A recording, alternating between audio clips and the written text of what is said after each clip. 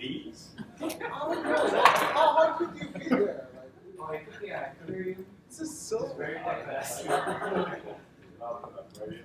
I look at my hair and the hair comes out. Wow. Shucks.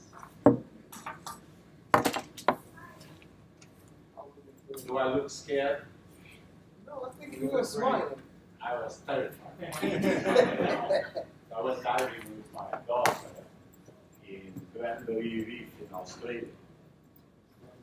Okay, and it was like a week diving, and like third day, and they had this habit of taking us to some rock to sit there and watch the scenery for a little while. So we sat to watch the scenery, and they pick up this big container with fish cans, and then they pull off and the fish cans fall, and from 1 second to the other, look what's happening. I nearly drowned. So scared about it. I went like this, and then I slipped. And my daughter thought it was so funny that she nearly drowned because she was laughing so much with the mask. Okay, so this was not a very nice story. On the other hand, there was a lot of activity there, but the sharks were reasonably civilized. They didn't bite each other, they just did the fish hands. And after a while, it just went away. Or I went away very fast. But actually, the reason I put it here in the film, there is a reason, is that's real-time assurance is to keep the sharks away, right? To avoid, to try to avoid the problem, to be prevented. Yeah, I'm not totally sure to be prevented. I can tell you how we started this whole thing. Labs. I went there for 1 year after Columbia, and I was going to just do 1 year of research, and I knew the CFO of AT&T, and he said, "As far as in the labs, why don't you go and talk to the internal audit." So I went and paid a visit to the head of the audit, a guy called Bruce Barr, and he asked me, "Why don't you do a little survey around and tell us what we should be doing?" And so I did a little survey, and I found 3 problems. Okay, one problem, basically, they had 350 auditors, and they didn't have one computer. Okay, this is 86. Okay, that was one problem. The second problem, I already was interested in this area, is that they didn't really use very many analytics in the audit process. And the third problem, I said, you have these very large systems, and this very large system, no one really understands them. And so you need to do something about it. So the first one, they say, don't worry about it, we don't need you. And they basically they had a subsidiary, Convergent Technologies, that made PCs at that time. And so in about 2 weeks, they had 300 PCs around. And they put software in it, and they asked me to give PC lectures, which I did. Because I used to do that in the Columbia executive programs, used to teach executives. The second one, analytics, I had no idea what I was talking about. But the third one, they were very interested. And the reason was that there was this myth within AT&T that they were losing about 30% of all phone calls. Okay, or losing means what? I'm not going to go out the United States, but the United States is something like this. Okay, they had 142 switches around. And the long distance calls go from switch to switch, etc. And they thought they were not recording or something was happening up there to the messages. they said, that's very good. We would like to know that we are billing everything. So I said, okay, let's do an experiment. And you give me a very small system, and I'll create a monitoring audit system for it. And so there was about a week interregnum, and they gave me the largest system they had. It was called RCAM.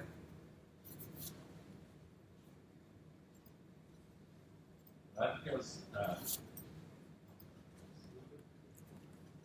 Residential Customer Account Management. And basically they had invested $1 billion on this thing, $1.2 billion. And it was the system that measured and captured all phone calls in the United States. At that time, remember, AT&T was monopolistic. And AT&T in '84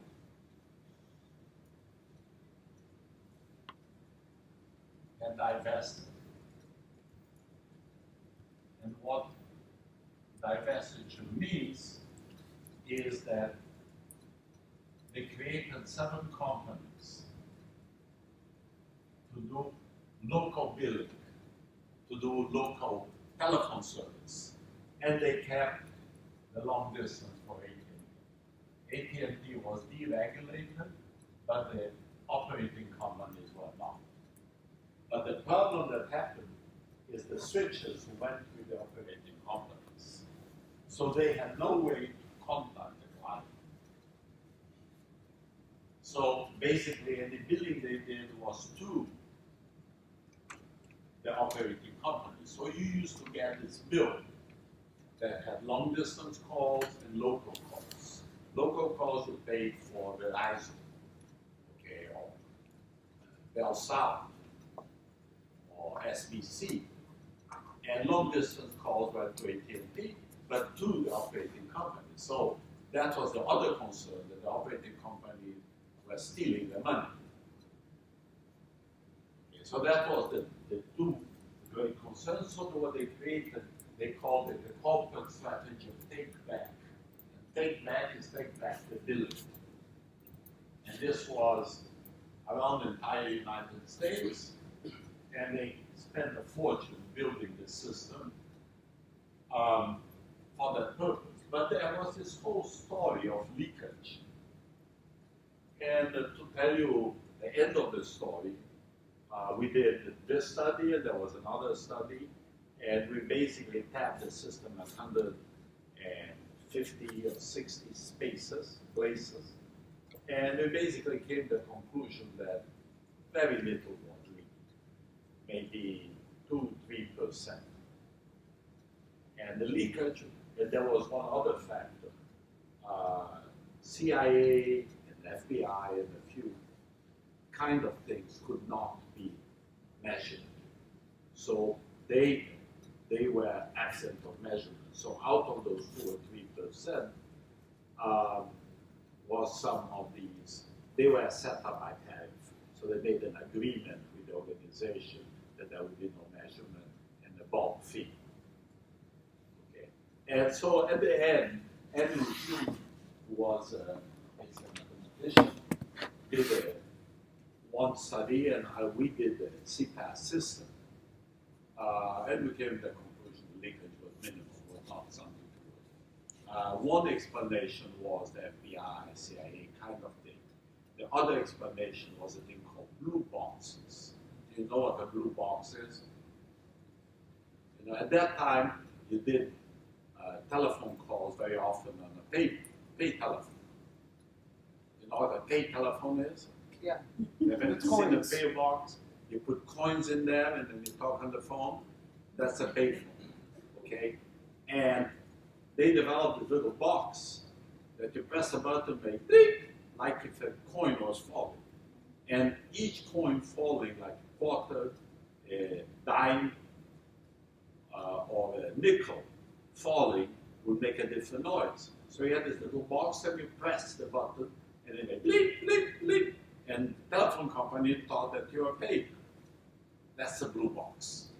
Okay, but turns out the blue boxes and these other things were really very little, nothing to be particularly worried. They were very happy with this. 4 years later, they got some results out of it. But at the end, they got this system of auditing. And let's just kind of go back and talk a little bit about it. So why a more continuous audit?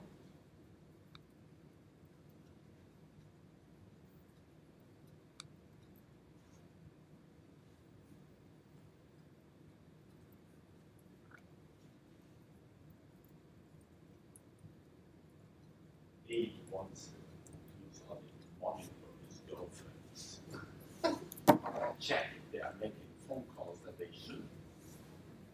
So the way around, actually. Oh, they monitor you, huh? Yeah, exactly. Oh, I see. It's give you a real time, as you see, Professor, the real time assurance. That's first of all the cost of doing more internal audits. I would say some of the assertions of the internal audit is going to disappear. If you have, like for example, detection of frauds or errors, you would have, I think, with the real time alarms that would. No, I'm not sure exactly how assertions work in a continuous audit environment. Let's really hit the whiteboard and talk about it. So, come on, why would you want to make an audit more close to real time?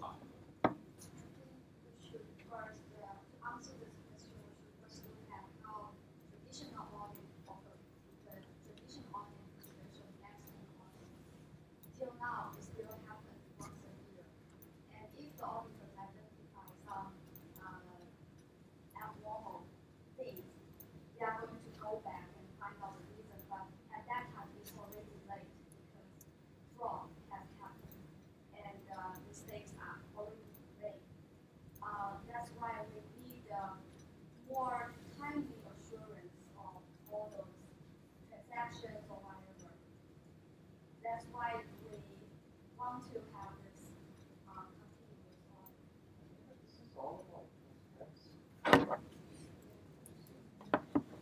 So this is what you're saying, that audit happens ex post facto, very much after the event.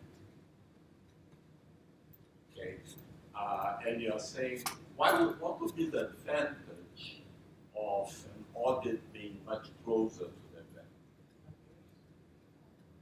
If there are some problems that is being detected, so we can fix the problem in a timely manner. Okay, timely manner. Now just tell me, that's, I think that's good.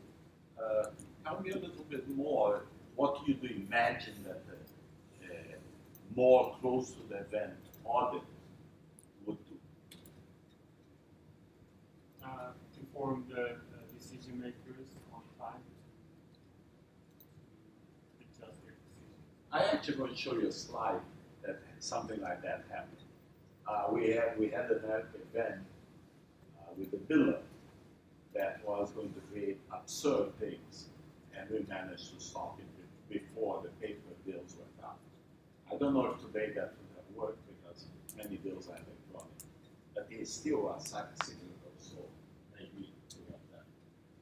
But I think Abby's discussion here was an interesting one. So let's do a few slides and then come back to talk about this.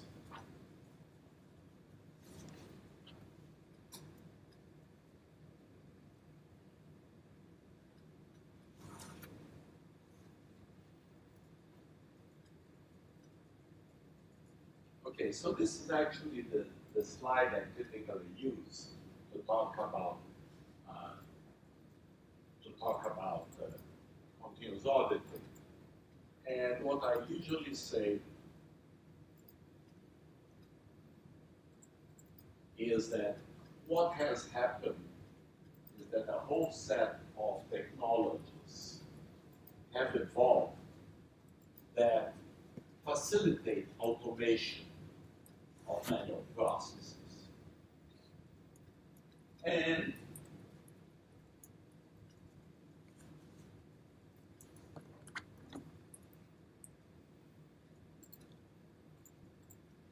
what we did at AT&T was what we called continuous audit. And what was that in generic terms? What we did is we captured elements, you know, it was something like this. Maybe I have a slide there somewhere. It was like this. The Helix had the switches, these 132 switches, collected telephone calls. Every 2 hours, they dumped the telephone calls onto magnetic tape. These tapes were carried to data centers, or they were at data centers. There were 4 very large data centers. And this data went into billing records that finished up sending out to customers in very large volumes, or something like 90 million accounts. Okay. So in 86 to 90, when we were working on this, we were already dealing with what you would call today big data. Very large data sets, with all the complexities that come with it. Actually, here, the switches were actually the equivalent to a PC that AT&T sold after a while, which was a 3D tool. And basically, there were 2 PCs side by side, and basically, if one collapsed, they had the other. And they were really basically electronic switching. In the very old days of telephony, how in the Alexander Graham Bell days, okay, you basically had a switch. And I wanted to call Abby, I would pick up my telephone, it would buzz to an operator, and I would say, I want to talk with Abby. And so she would pick up the wire and put in wires in Abby's plug, in Elliot's plug, and they would be connected. That was a switch. Okay, and then finish that call, she was disconnected, Abby would ring again, want to talk with Philip. She would connect with Philip. Okay, and that's basically how telephony began to work. And what happened in the United States is that first, Alexander Graham Bell went to Western Union, and he had this great idea of telephony. Okay, and although Alexander Graham Bell in the US is the inventor of the telephone, in other countries, other people are claiming to be the inventor of the telephone. Okay, so he went to Western Union, and Western Union had a committee examining it. And they decided that no one would use a telephone. Okay, and this is a classic story of large companies thinking that new technologies will not destroy their life. And so then what happened is Bell went around getting people to invest on it and created a whole set of small telephone companies started emerging, because the idea of connecting to someone and talking to them, it's a very powerful idea. People spend money on that. Okay? Instead of having to walk to your neighbors to talk to him, being able to pick up a telephone, or to your daughter, or to your son, or to your girlfriend, all of those are very compelling ideas. And so in the US, developed a lot of these things that we call ICOs, independent companies. But was a big mess. Hundreds of companies all around the United States providing telephone service. And there is a little formula we typically use that the value of a telecommunication device is proportional to the number to the square of the number of users. So you have one telephone, the value is 1. You have 2 telephones, the value is 4. You have 10 telephones, the value is 100. You have 100 telephones, the value is 10,000. And this is obvious because you're connected to much more things. Okay, it's like permutation to repetition, something like that. Okay, so what was started to happening is the small companies wanted to increase their value and wanted to interconnect with the big companies. The big companies were not stupid and they didn't want to interconnect. Why? Because the user of the small company would eventually say, hell, I want to talk to more people and join them.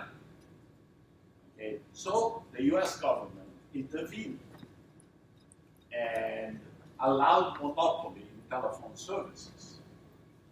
So AT&T became the monopolistic, but they were not totally monopolistic, but there were a lot of little ICOs that were not forced out of business.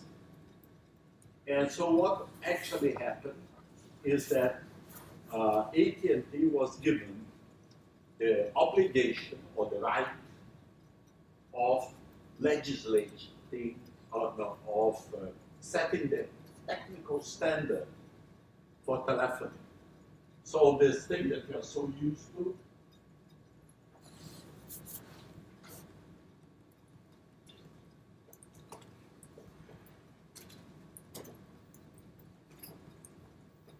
was the universal standard of naming. Now it's not, hello, can you connect me to Abby? You would type in the area code, is typically related to a switch, and 7 digits, that was the number. And actually at that time, this was kind of a locality thing, and like in New York, there was Butterfield 8 was where the fancy people lived. Even a film by Elizabeth Taylor called Butterfield 8. Okay? Butterfield is B-U, look in your keyboard. Okay, and this was the number. So if you knew someone who lived in Midtown Manhattan, it was Butterfield 8. Okay, and so that's what, the way it kind of developed. But because AT&T got to set the standards and everyone else had to use the standards in order to interconnect the network, finish up AT&T had a big part of the network, but there were many other little telephone companies interconnected that survived, many of them survived until divestiture or maybe even more. But the advantage is that this thing was reasonably well organized, and they needed someone to develop the technical standards and develop the technology. So they created Bell, Alexander Graham Bell Laboratories. And Bell Laboratories was a part of AT&T, dedicated to research. And the way AT&T was paid for their services was a profit on top of their costs. So AT&T thought their costs were $1 billion. They were paid $100 million as profit, 10%. Okay, and each state had its own legislation in relation to AT&T. But the generic rule, because it's the United States, it's United States, it's not one place. Okay, so there are all these kind of local telephone boards, local telecommunication boards that set up their contracts. And AT&T had this research arm called Bell Labs, and their costs went allocated to your telephone bills, but not separately part of the AT&T did. So by the time I joined AT&T, there were 20,000 people working for Bell Labs, about 8,000 people with PhDs. Most of them PhDs in the hard sciences, physics, mathematics, some engineers, etc. Doing research in a wide range of things. And one of the, I think, very detrimental effects of AT&T will pull apart that happened recently, not so recently, but 84 was the first divestiture, and there was a thing called divestiture, was that Bell Labs basically shrank away. And AT&T at the moment that they kept the long distance carrying obligation, they had 300,000 employees. The whole thing had 1.2 million employees. Okay, but by the time I left full-time Bell Labs, they are down to 40,000 people. Okay, they were basically disappearing because competition started here, technology replaced a lot of the needs for people, so they were disappearing. And actually what happened is that SBC, one of the babies that they divested, bought them back. And so SBC bought them back, bought Bell South, and then adopted again the name AT&T. So it goes AT&T, Verizon, SBC, etc.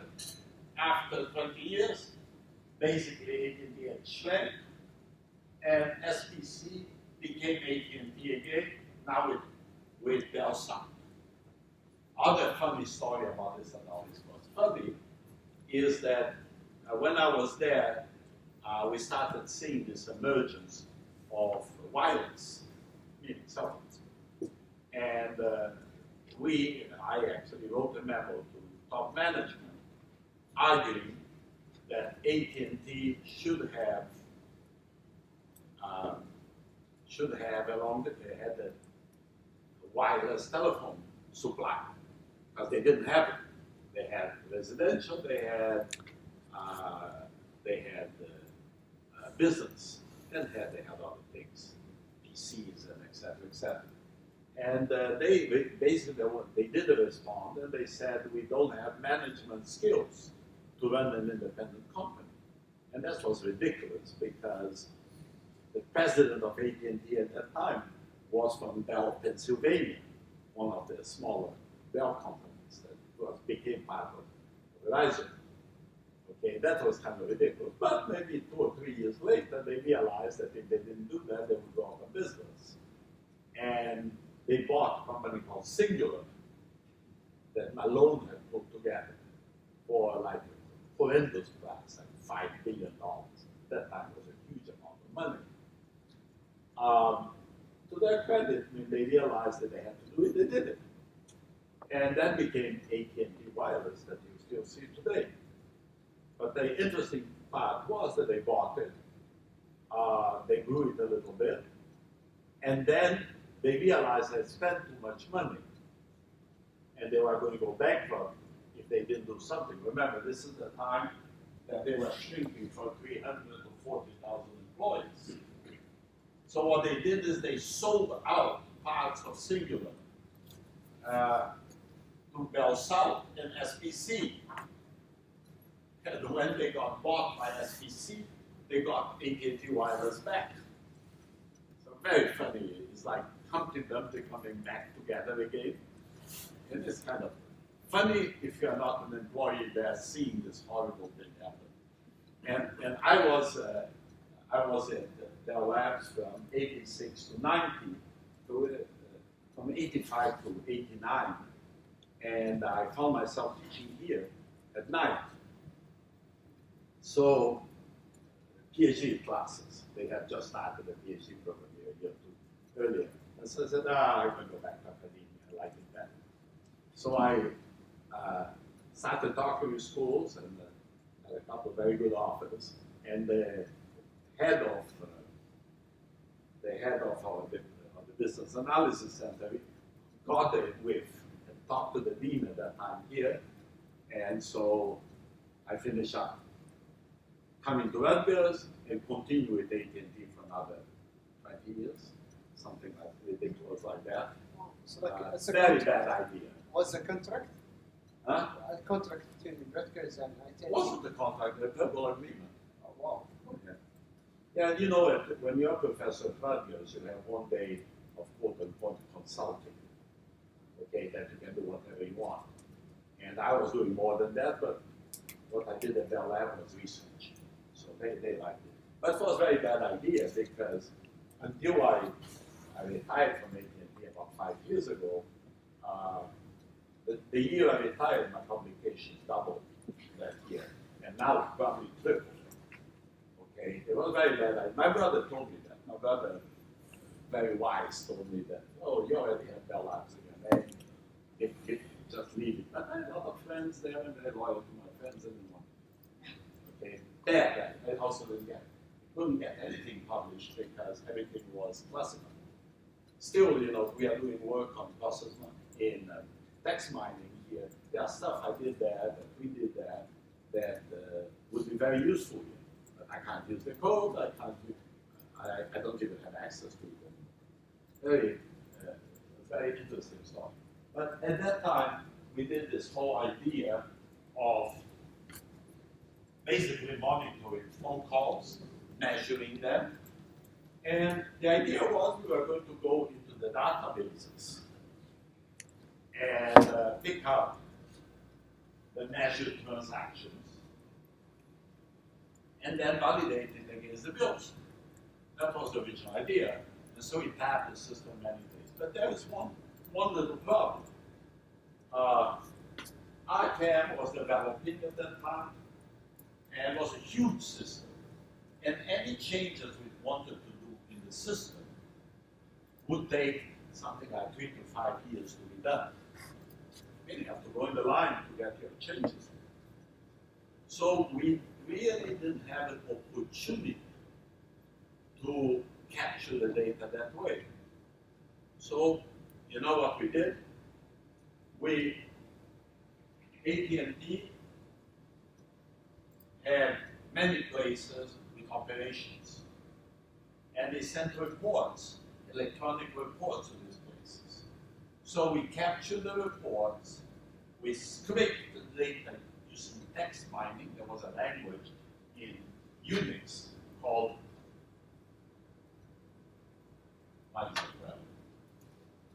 a language in Unix that captured. Actually, there are 2 languages in Unix that you could use text mining, and we did one of them. And actually, we did both of them and used some packages too. And basically, we picked up information from the reports, like the report name, and when we identified the report name, we had a filter, and the filter went in there and picked up fields like total,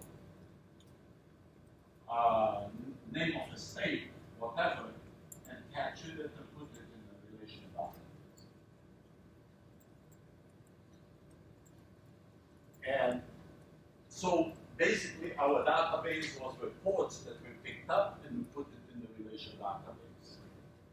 And the first day that we ran that thing, and the way it worked, the reports arrived into this RGE entry station, remote job entry. We had a printer, and we jumped in as email into the Bell Labs email system. And we crashed the system in the first day. We had this horrendous large amount, 8 mega in the morning and 4 mega in the afternoon. Something smaller than any files that you mail today. Crashed the entire system. Okay? And if it was other company, maybe it would fire us for something like that. In Bell Labs, the guys there in Homeville, where we're collecting data, said this shouldn't happen. We'll take care of it. And in 2 days, they had it resolved. Actually, didn't it in 2 days. And they chastised me, said you shouldn't have used email, you shouldn't have used Unix to Unix communication protocol. But we fixed them. Okay? And so we started collecting much more information over the years, and we were at a certain point getting over 200 reports a day, and extracting data from it, and etc. So, and so was this really real time? Not really. That was the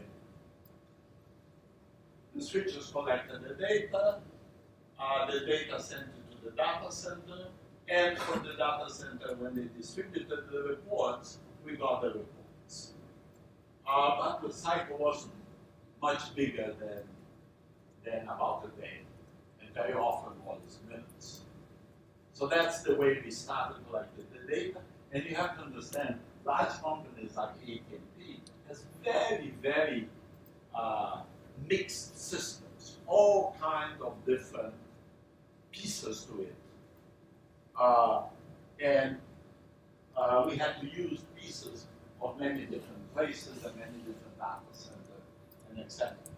Now the basic theory behind continuous auditing or any kind of monitoring is very simple. You have some kind of model, and then you have an actual measurement. And then you compare the model with the measurement, and if you have a very large discrepancy, you create an alert.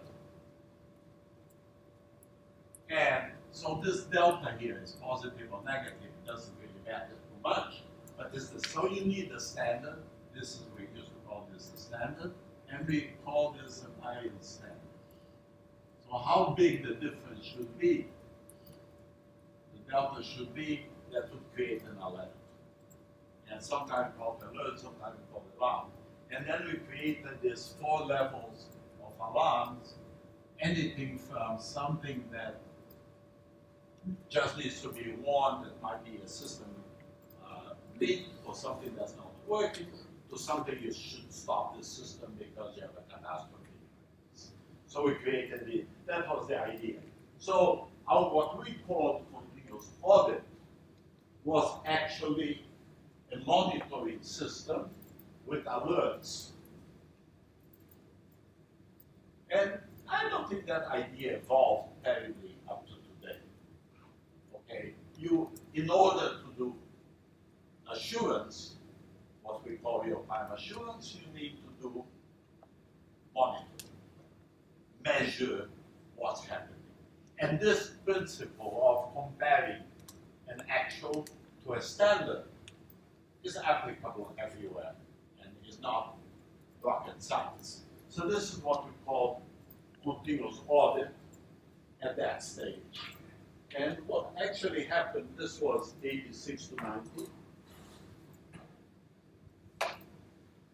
Why is it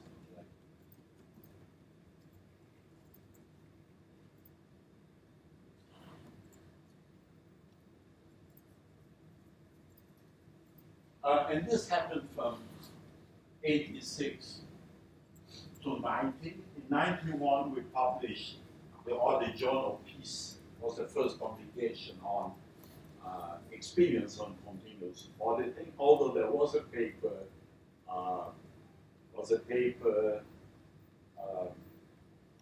by Grumer and someone else, a little bit before talking about embedded audit modules. And the idea that you would build an audit module inside of the data stream or a computer setting. And so this was in 86 to 90, 91 we published this. In 99, the AICPA published the Red Book of Continuous Auditing. And that's because we did a task force and then the book came out. And in 2003, the Institute of Internal Auditors published GTAC 3, and then 2 years ago, GTAC 16. And ISAC published their guidance in 2010. So it took forever. What is it, 2015, we published rewritten Red Book. And if you're interested, I can send you. It's called Audit Analytics and Continuous Auditing. I have a PDF question, PDF version of it. Shall remind me to send what we call the big book to them. Okay. So in 2003, this guy, Rod Brennan, called me up, and said that he was with Siemens, he was the head IT auditor in Siemens, and they had this problem. And the problem was the following. They had over 200 instances of SAP. Does everyone know what SAP is? It's an ERP, it's an enterprise resource planning system, which is basically, I think last time I was here I talked about this, but let me repeat it. It's basically a relational database in the middle, and a whole set of applications around it, like payroll, accounts receivable, accounts payable, etc., etc. And Siemens is a very large German company. SAP is a very large German company, so the largest client of SAP is Siemens. So they had these kind of 200 or so instances. And what is an instance? Is a version of SAP, typically to one of their subsidiaries. So they have a lot of subsidiaries. And they said we have the following problem. We only audit these things once every 18 months or 24 months. And it's a complex audit. And we don't know what's happening in between. We need a methodology to keep an eye on these things. So what we actually did is we developed what we call CCM, Continuous Control Monitoring. And it was a methodology to look if the controls in SAP was working. And what does it mean, controls work? SAP has a whole set of controls built in, but they are many of them are user modifiable controls. What does that mean? It means that the user can intervene in a control. So what we did is a project that is basically created a profile of what controls they had. And every night they ran a routine, and every night they ran the definition of what the controls were set. And you compare the two of them, and every time that you found something different, you put it in a list, an alert. So basically the same concept of continuous audit, but now applied to ERP control monitoring. And was it continuous? Was once a night? But it was a good concept. They finished up that both ACL and Caseware Idea came out with a product that they sold for their clients of monitoring their systems. So we had this little problem now, and the problem was that we had two parts of the continuous audit. So what did we do? We renamed continuous audit into continuous data audit, and then continuous control monitoring, and call the whole thing continuous audit. So you monitor data, you monitor controls, and had a whole set of exceptions. Another interesting thing that happened at AT&T prior to this is that we had maybe 2 years into the life of the system, or 3 years into the life of the system, we had a crisis, the one I mentioned you before, and we were forced to close out ARCAM. Basically, we stopped the operation of ARCAM because we saw this large number of bills going through the cycle and being blocked. And we thought they were going to come out wrong. So we stopped it. And what happened is that the people of operations got very annoyed with us. And they got very, very annoyed with us. Guys, would you mind closing your computers? I'm getting a little bit disturbed that you guys are not paying attention. So can you mind closing your computers? I want your attention. Okay? Because I lose track of what I say. So lost track. So we here monitor the controls. Here we monitor the data. And we came out with the schema. Certainly this schema was valuable. This schema, people were talking about it, but nothing doing with it. When we had this problem of stopping. The biller, they got very angry at us, and they stopped our data stream. Remember, the data stream was coming from the data centers to the RGE stations, and in the RGE station, they were mailing us the reports, and they blocked the direction of the reports to us. I told you I was a friend of the CFO. I called him up, and in 20 minutes we had the data flowing again. However, then I had to have a meeting with the billing guys, the operations guy, the guys running the computers. So I already had like 20 people working the project, so I chose the biggest ones. He would be chosen, Paul, and I went there because I knew I was going to be yelled big time. And so I was yelled big time at the beginning, but then they asked me the following question. They say, how did you know? And so I was prepared. I showed the reports we had. And they say, how do you get this? We don't know this. And obviously we had a method, a methodology to do that. And so it actually never happened to me that I sold the project so fast. After being yelled in the morning, by the afternoon, they had basically committed to $1 million to their labs to do the system. We finished up calling Prometheus. And they gave the name of the system. You know who Prometheus was? Prometheus is a figure on the Greek mythology that gave fire from the gods of mythology to the humans. So he was punished all life being tied to a rock, and the eagle come and ate his liver every night.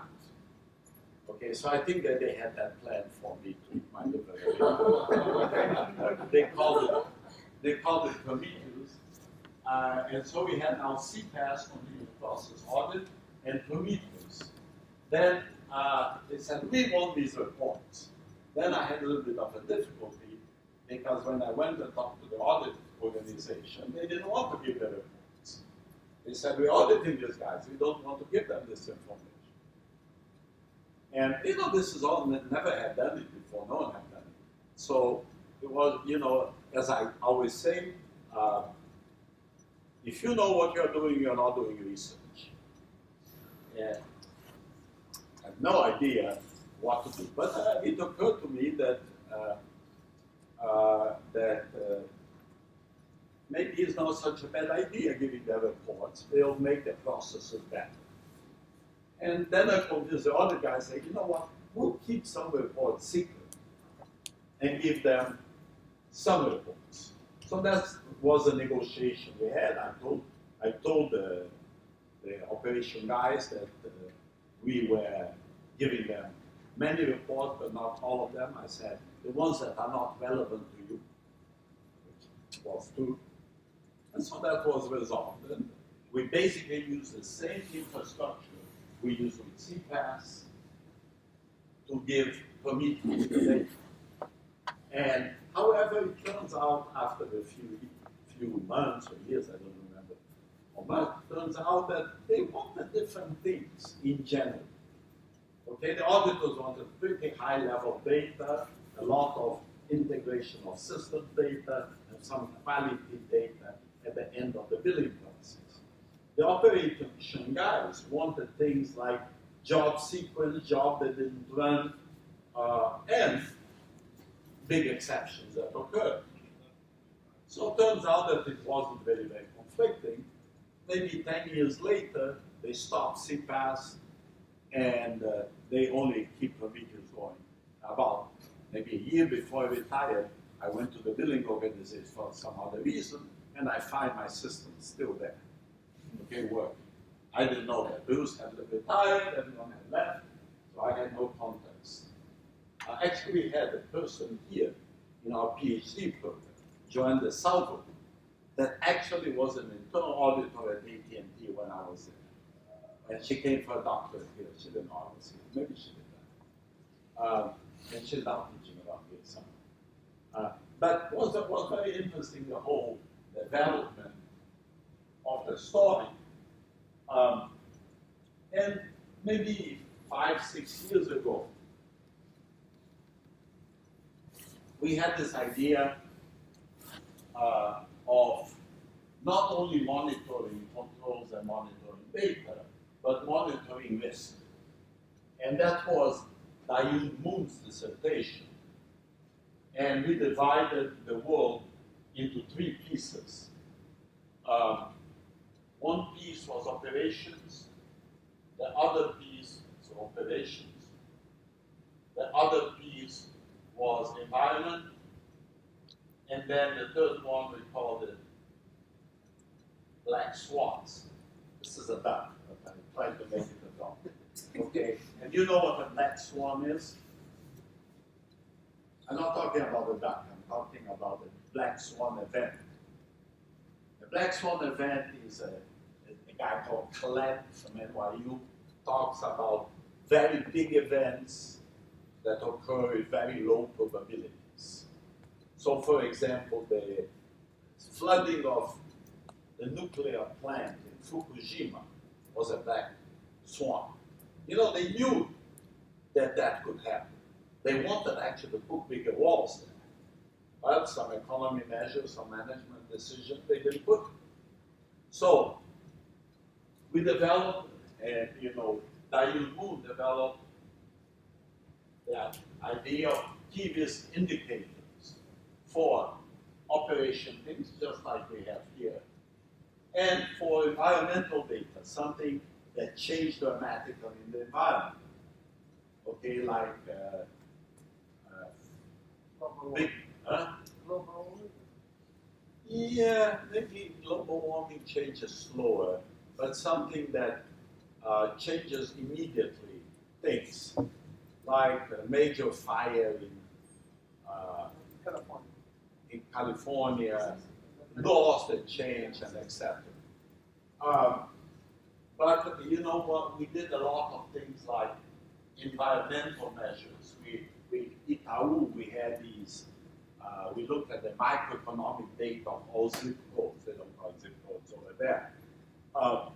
And from a particular area, from states getting very poor or very rich, the whole environment changes. So, what about the operation example? Can you give us? well, operations was the kind of thing that we already were measuring to a certain degree in continuous data audit. But the Moon dissertation, he picked up a lot of the literature on monitoring and from management and etc. But what he actually did, he created indexes out of social media. So he looked at some dog food provider, the dogs were dying from eating the food, and looked at what media was saying and what actually happened to the price of the stock. And so he had like 2 or 3 events that he picked up, and he showed a substantial change of risk on the company affecting. So basically with 3 components. One, quality of data. The second one, control monitoring.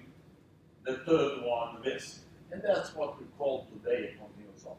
Now let me tell you the end of the story, then we are going to talk a little bit about the research that we do around this. What has happened? First, this has been, this original work was started in 1985, 86.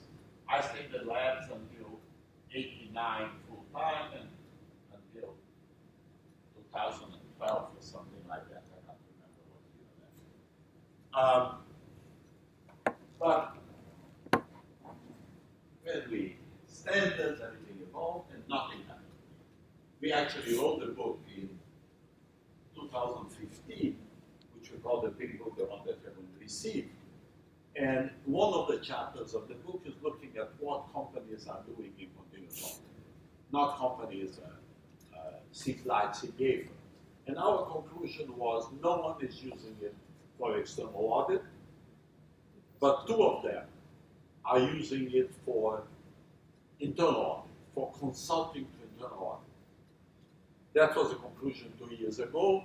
Actually, now is much more than that. PwC seems to have a very successful practice with many, many clients. But I think what I call continuous audit, what they call continuous audit, is not exactly the same. So, Professor, what like What's the they difference? use? Yeah. Yeah, they think that if you run an audit 10 times a year, it's a continuous audit. Okay, and there was actually a study, a PwC study, I think was in 2012, 2013, that said something ridiculous like 35% of the large companies are doing continuous audit. And we maybe a little bit earlier than that. And then we actually did a detailed case study for KPMG, maybe 8 years ago or something like that. And in that case study, we went to 11 large companies and looked at what they're doing. The companies that we thought that had leadership in internal audit technology, and none of them was really doing continuous audit. So definitely what we call continuous auditing wasn't being done.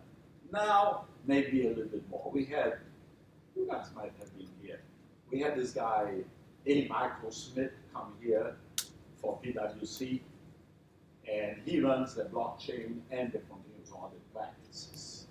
And he claims he has tens of clients doing this. But they are, again, a very repeated audit is not the continuous audit. Okay, so my ideas on this thing change a little bit. Let me show you a couple of slides that are more traditional view, and I'm going to tell you a little bit more what I think. Now, over the years, and this is a pretty old slide, we did a lot of these studies or continuous auditing research projects. And these are some companies that we work with.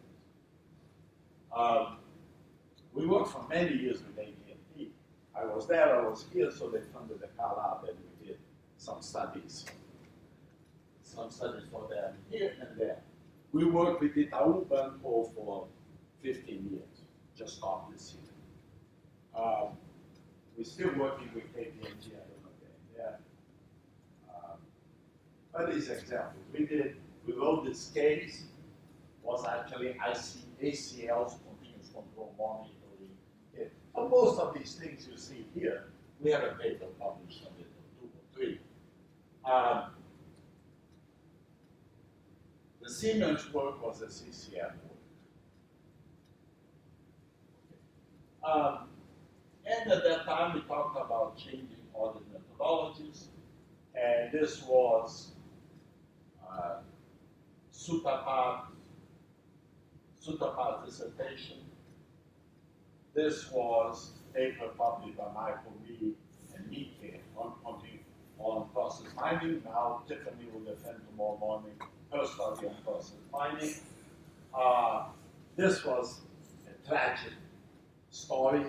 This was Jiao's dissertation with a company called HCA.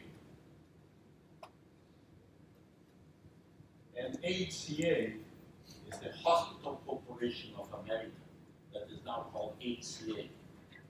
And they are huge. They have around 200 hospitals and 200 medical centers in the south of the United States. I actually have no idea what they do today. I have one of their guys still in our advisory board. But it's actually an interesting story. I took a year off, 6 months off at KPMG. And my purpose of being there was to create a continuous auditing program for them to do external audit. 6 months after I was there, and I left. But I was down here in Montreal, so I would come here and go there and etc. The day I left, they closed the project. They said, we're not going to do project. And I asked them why, and they said, you are going to get the client upset with us. That's silly. We work with a lot of companies, they don't get upset because they like them. Okay. But I was very upset, and the poor guy, Tim Bell, happened to sit on an airplane flight with me for 2 hours. And he said, oh, don't hold me close. If you find data, we'll do a project for you. We'll fund your project. And so it was pretty dire. I bought it. I couldn't find a company to do this. I finished up trying to buy .com that were in Bangkok to have that data. And the judge vetoed me using the data. They should tell this to Mr. Zuckerberg, right? Judge vetoed me using the data, so I went to stay. And one day, just out of the blue sky, I get a phone call from the ACA. And they say, we have a legal case where there is an interventor from Justice Department here because of some Medicare billing problems. And we need to do some independent research on this. Can you do it for us because we don't have a research department? And I said, do you have data? They said, yes, we have as much data as you want. And so I said, good, we'll do it. We will negotiate. I was expecting KPMG to give me data. I wanted the data anyway. So we started this project. And KPMG was good with its work. In 4 weeks, we had founded the CARLab, created the Computer Auditing Laboratory. KPMG gave us money for that. And now I know how long ago it was. CARLab had its 50th annual meeting last November. So it's 15 and a half years ago. And basically what they gave us is data warehouse data for one warehouse and 10 hospitals. Very nice data. Except for one problem. The data warehouse was useless.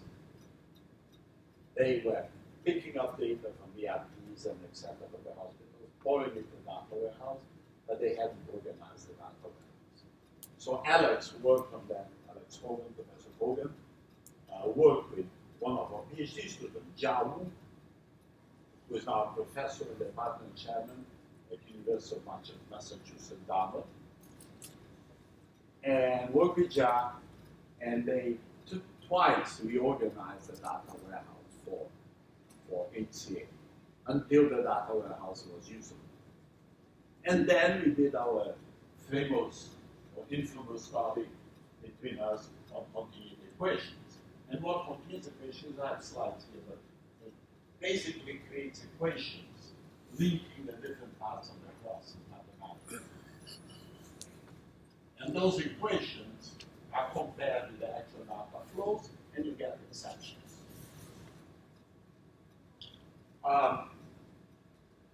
So we, after reorganized the data warehouse and doing that study,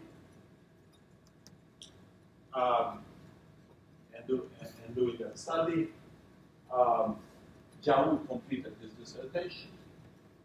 We got his doctorate, and we got rejected in that company twice. The first time, I sent it and say, get an editor that knows something about systems. No, they gave it to a managerial accountant from Stanford who knew nothing. We got comments like, they don't know what continuous auditing is. It was really a very long. And then we rewrote it a little bit and sent it back to them. And then it was a new editor. I had already talked to him. And I get a letter back to him saying we are not allowed to reconsider papers. You need to make it a substantial different paper to be able to be submitted. I could have just changed the title. They would not know the difference because the paper was substantially different. But I got annoyed and sent it to the auditor. They rejected it. And then I had a fit at them, and then they gave me a revised submit, and I had another fit at them. They published it. Okay, it's very highly cited. You know how long it took to publish it? 10 years and 7 months. 10. Okay, why am I telling you this story? Just to be humiliated? No.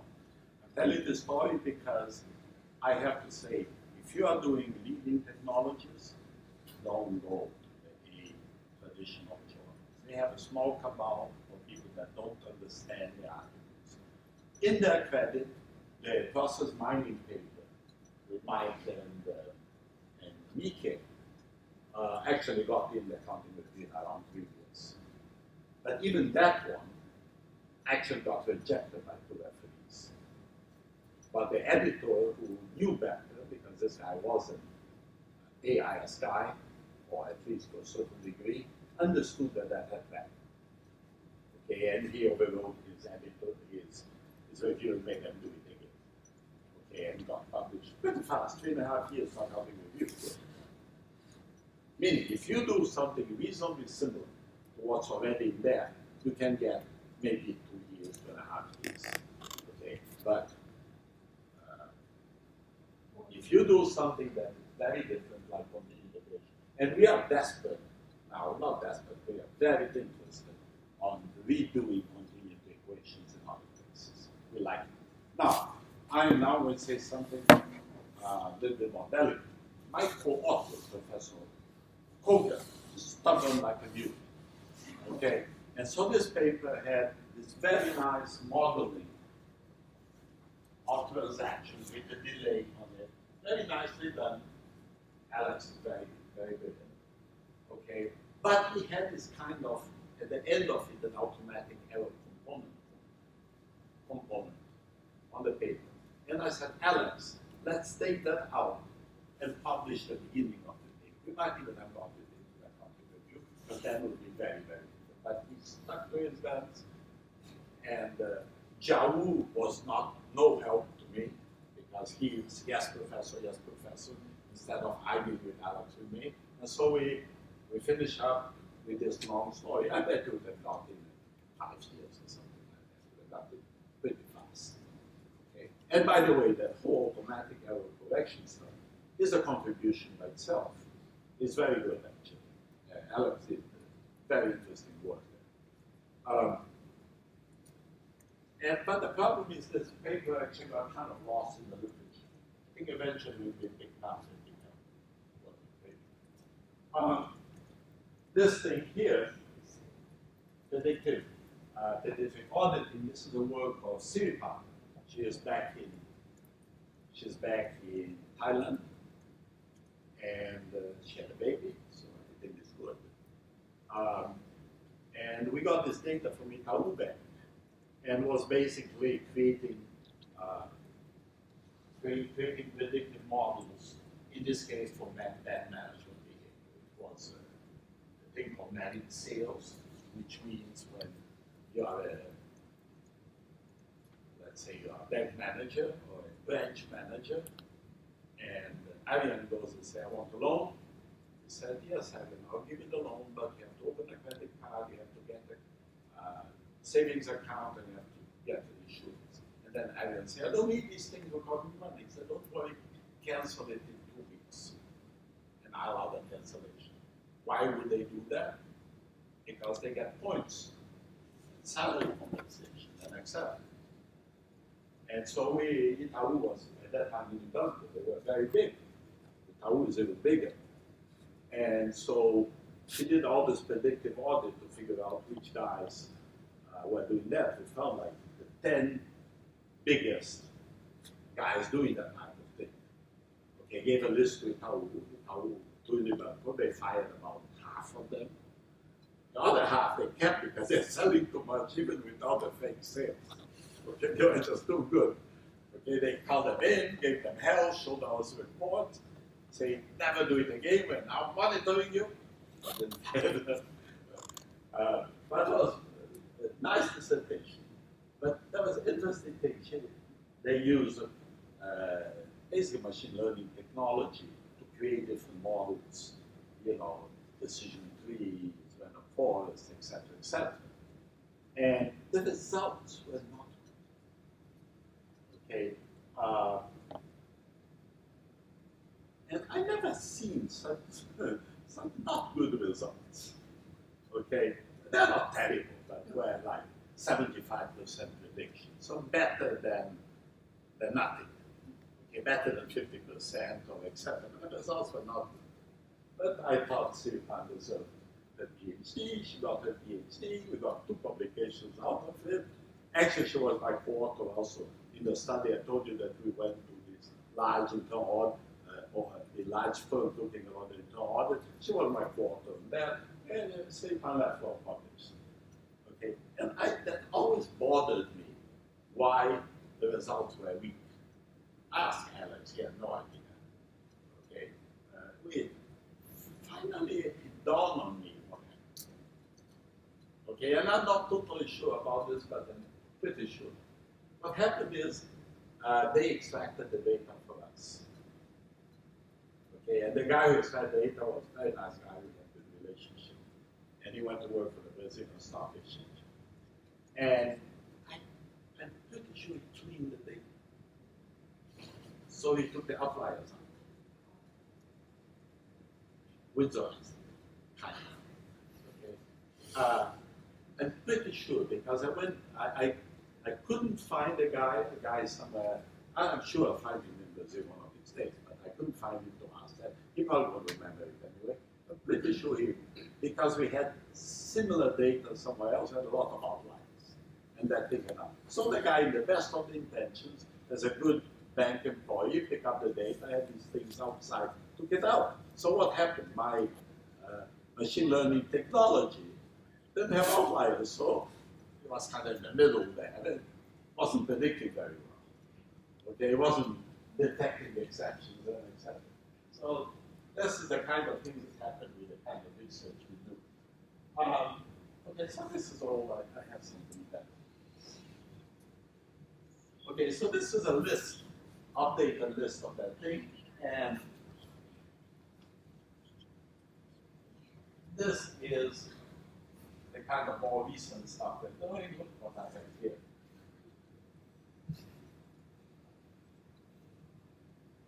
But if you can see, there is a very large menu.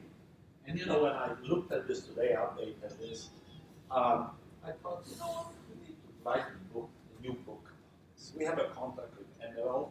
I think I'm going to get a few of you to write an article on each one of them and we'll put it out as a book. Okay. So this is Chow Chow, correct? Yes. Okay. We have a pile of studies like this. But if you look at this thing, in the early days was mainly kind of method-oriented. And at this moment continues to be method-oriented, but we started doing some things that are very process-oriented. And we are going to probably continue this way. You can have all these slides I show. Now let me just show you this. Oh, This is decoration. this is a Manhattan line. Yeah, he likes 8. So much. He didn't try to bite you. No. Okay, now this is out of a KPMG white paper or something like that. This guy, Jim Littley, he's actually going to be teaching for us in the summer. He put this together for us. And you know, for a year in our maybe 5th year of working with KPMG, we really worked with Jim Littley, who was consultant. And he was trying to put it together a package on this. And at that time in our conferences, maybe a lot of people were discussing what's the difference between continuous audit and continuous monitoring. And my generic answer to that, not much. Okay, you need the infrastructure of continuous monitoring to do audit testing. But him in his drawing, he says what we did at AT&T, the audit organization directly created this whole infrastructure. And we had a guy from IBM coming here a few times. He retired now, he does a couple of conferences anymore. But for a few years he came on all the time, describing that they did like 3 or 4 of these processes. And what they did is, you know, at IBM, there is departments that develop systems. So he went and configured, he kind of described how the system should be, they built it. And then he had difficulty getting management to use it. So he said, okay, we'll learn it. And after a couple of years, the systems picked up and management took over. So the whole idea, and I think the idea is reasonably similar to what I think is kind of now. The idea is progressively systems become more integrated. And with systems becoming more integrated, we have this ability to take measurements out of them and compare these measurements. One thing that you might never have, you do this all the time, but you might not never have noticed, or you work on this all the time, is that we actually deal with the tail of the dog. Accounting is the tail of the business processes. Okay? You know what? Dan O'Leary was here on Friday, and he somewhere quoted saying that, actually it wasn't Dan O'Leary, it was Bill McCarthy that does the design science stuff. Bill McCarthy said, by the time you make an accounting entry, the most interesting parts of the business process already occur. Okay, and I think after I kind of learned this, or I heard this for a time, I agree with you. Okay, I'll tell you a funny story to keep you awake. My dissertation advisor was Dan Monk, okay, Professor Monk from USC. Okay, but he was at UCLA when he was my dissertation advisor. Okay. And when he was my dissertation advisor, he was writing a monograph on measurement.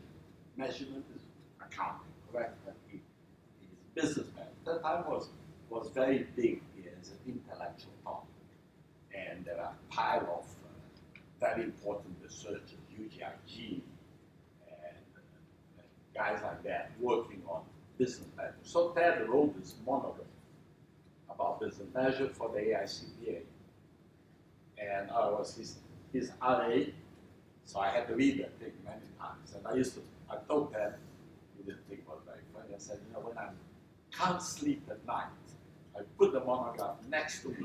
And if the monograph doesn't put me asleep by being next to me, I try to read it a little bit, and then I fall asleep. It's so boring. So it was bad. Okay. So he did say that was very funny. I thought it was very funny. Okay. And you know, when I am talking about this thing about, is this the end of the tail? Guess what I found myself doing? Measurement theory, and with Sylvia. Sylvia is our professor at Montclair, okay? And Sylvia and me wrote this paper called the Frames paper, and we put this whole continuous auditing schemata into frames of business measurement. Okay, so I found myself doing this, well, published, and et cetera, et cetera. It's cited quite a lot, actually. When I asked Ted recently if he still remembered what I said, I don't remember it. He wasn't too pleased. But you know, Ted is my friend up to today. We are very good friends. He has been here. You guys are too young for seeing, but I think 2 years ago he spent. You met Ted, didn't you, Ted Moss? My dissertation advisor, and Yes, he came yes, here, you met. yes. And he's very nice, very nice. He's actually retiring at Riverside this year. And he wanted to visit here. But he wanted to stay in California and visit here. If Ted is visiting here, I want him all the time. I like him a lot. And he's very good. He was editor of the Audit Journal twice. He got twice the Best Manuscript Award from the AAA, not systems. Basically, it's called that. That is very, very good, very published. Okay, and this actually coming back to continuous audit report. This is what Jim Littler put together. And he basically, what this thing says, that what management does, like Prometheus, is continuous monitoring. What auditors do is continuous auditing. It's okay, it's an operational definition. I don't have a problem with this. You guys are going to meet Jim Littler because Jim was teaching this summer here, and I bet he was going to get involved because just a question of time. If he left KPMG, retired last year, very young retirement, and so he'll be working with us. Now I just wanted to put a few words about XBRL in here, because in a second you're going to see why. So let me ask you, what is XBRL? Extensive Business Reporting Language. Yes. What is it? Oh, let me ask this to my accounting students, not me. I ask you, what is XBRL? You better know. Oh, Is it more interactive? Users can interact with data? they call it data interactive data, but it's not interactive data. But that's what they call it. But that's what the SEC calls it. Totally. It's all type of format. It's basically financial statements in electronic form. Yes. But what's the difficulty? The difficulty is that you can write a financial statement anywhere you want. You can account for any names and etc. And if you want to compare two financial statements, what you will do? You will pick up the financial statement, look at the account names, put it in a spreadsheet. Then you're going to pick up the next one. You're going to have to match those names. And they have different names. So these are not very comparative. And what they wanted is some standard that they could play around with the data, compare the data, but it's really to facilitate the supply chain of data. What is the supply chain of accounting data? There is ERPs. The ERPs extract something, and then this thing gets massaged intensively by management, by lawyers, by public relations, and finally they get published on paper. And if they are very lucky, they get a PDF. Isn't that what it is? That's exactly. But what happens after they get published? Who uses it? Investors. Yeah, but who are the stakeholders? Who use it?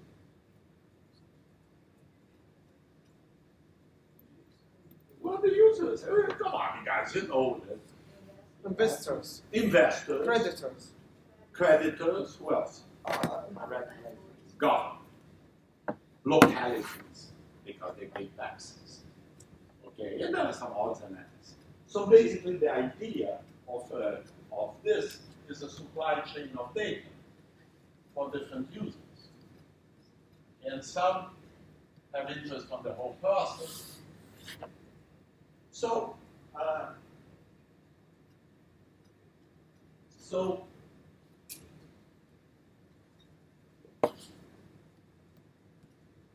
in the computer, so there was this internet thing, and the World Wide Web showed up, and they created HTML, okay, and that thing was nice, was electronic, integrated thing, but had some problems. So they created the second generation of languages. We're talking about 96, 97, 98, okay, and they created this thing called XML. What is XML? You know what is XML. Extensible markup language. And the purpose of this thing is to increase interoperability of systems. Means it's very easy to pass from one place to the other to the other. They have common standards.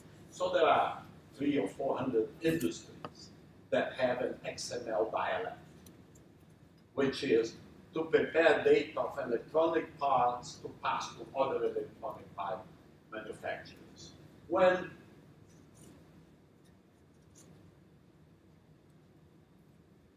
General Motors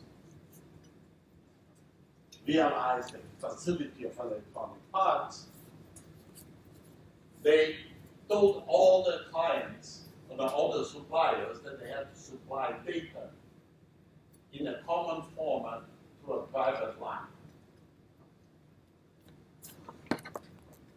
And so these guys program their computers to prepare the data in a certain format with a certain set of fields, so GM could use it. Now, if they didn't do it, GM didn't buy from them, so they did it. Okay, but the problem is that this thing required programming of each computer, private line. It was an expensive solution.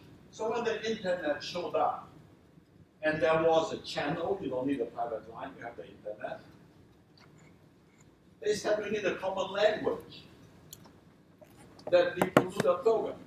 So they created XML, and so the electronic parts, the travel industry, the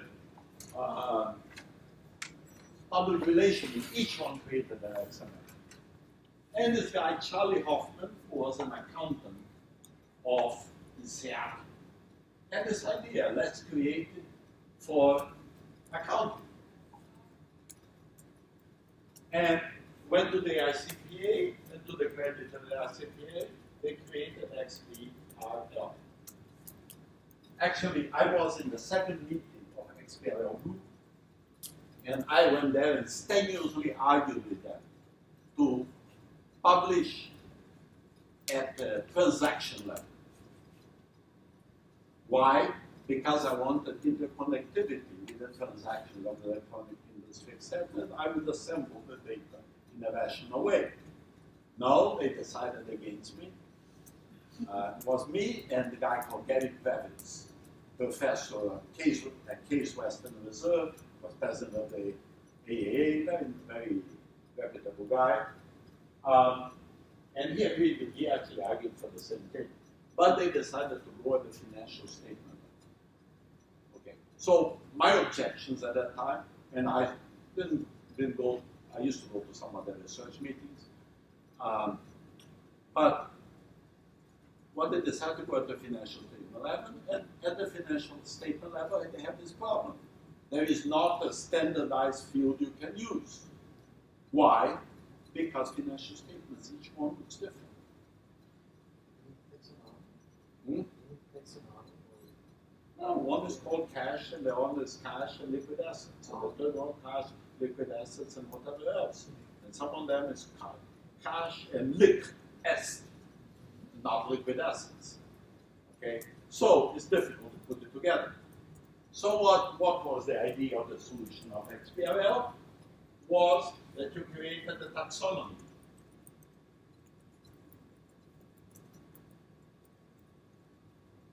And the taxonomy was a huge chart of account. There's something like 15,000 entries.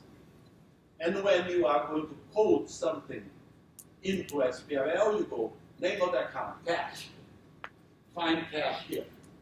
So then you can pick up 3 statements and match them.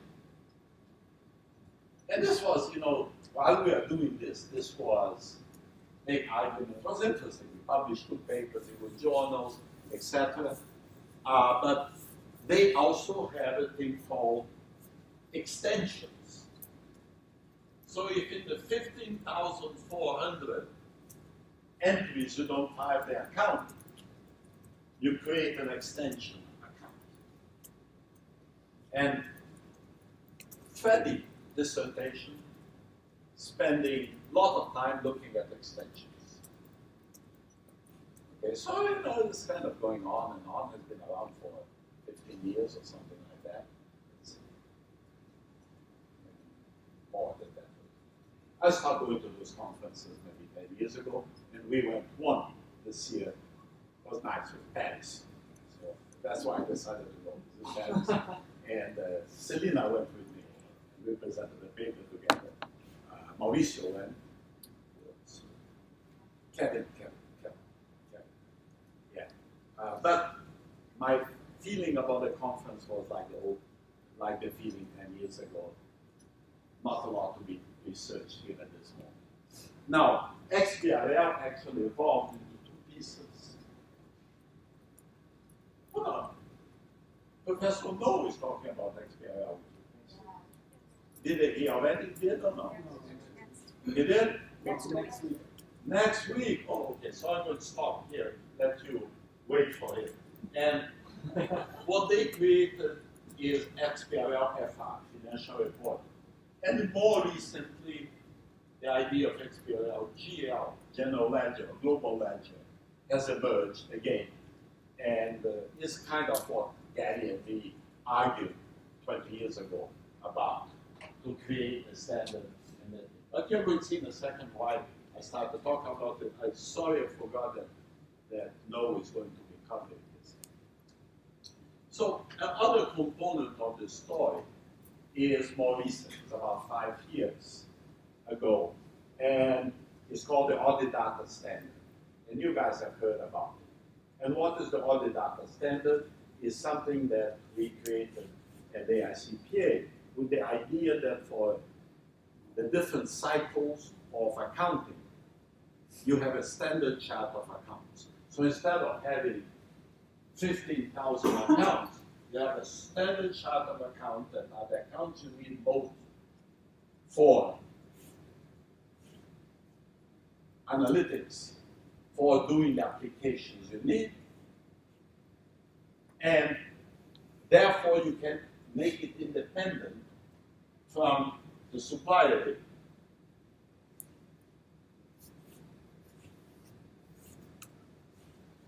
And does this seem remind you of something, Abby?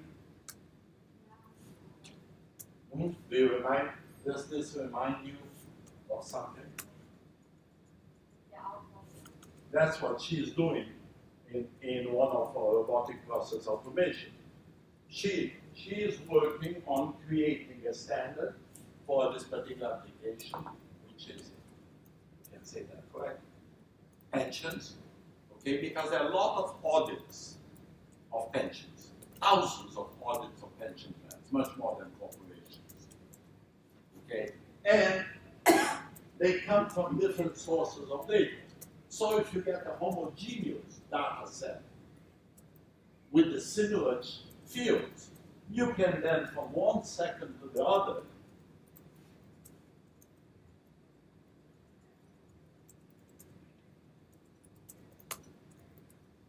create applications that work on that data. So you don't need to write analytic application for each one of the suppliers. You do it after the data standard. And this is June. June's slide. June always makes things more modern than they really are. She's very forward-looking. And yeah, it's maybe not June. Anyway, June. This is one of June's chapters. Okay, and the idea is that you basically have the whole common set of apps that you apply on a standardized data set. And you can link this to an audit plan. But that's not essential. The more important thing is that you have the audit data in a standardized way, and you can apply apps of it by drag and drop. And you can create autonomous plans that don't need you to drag and drop, you automate it. So that was the data standard. There are 5 data standards, I think 6 data standards out. And do you know what an ecosystem is? This was a dissertation of Steve Koslovsky. And he did ecosystem. And unfortunately, I was traveling the day he presented it, and my colleagues, Professor Alice and Professor Kogan, started asking if there were lions and tigers attacking his ecosystem or things like that. And I was so sorry I wasn't here to help Steve. But the idea of an ecosystem is a system of data provisioning. And today what we have is basically a manual ecosystem. What goes into your company, what comes out of your company is not integrated, except wherever you have XML systems. And I think what we are going to be evolving is to a larger set of ecosystems of things that are interlinked. And when Abby started working with this robotic process automation we had this problem of many suppliers and basically the same thing to do for audit confirmation, except some independent judgments, it became obvious to me that many, many systems are going to have to be in the same ecosystem. And so I think this concept of audit ecosystem is going to be much larger than I give it credit. But let me just show you what we did with Steve. Okay, so this is your balance sheet. However, where you are going in the future is have data in your corporation. And you're going to have these intelligent agents around it. Now, what is an intelligent agent? You probably don't even know this. Software agent. Don't have to call it intelligent. Software agent. What is a software? What is an agent? You know that. What is an agent? No, just What is an it's agent? similar to the agent theory. That's the consequence. Agent is someone that does something on your behalf. What is a travel agent? He creates travel trips for you. What is a real estate agent? He sells you. So he does something on your behalf. So what is a software agent? Is an agent that does something on your behalf. And in this case, these are autonomous agents with some degree of intelligence.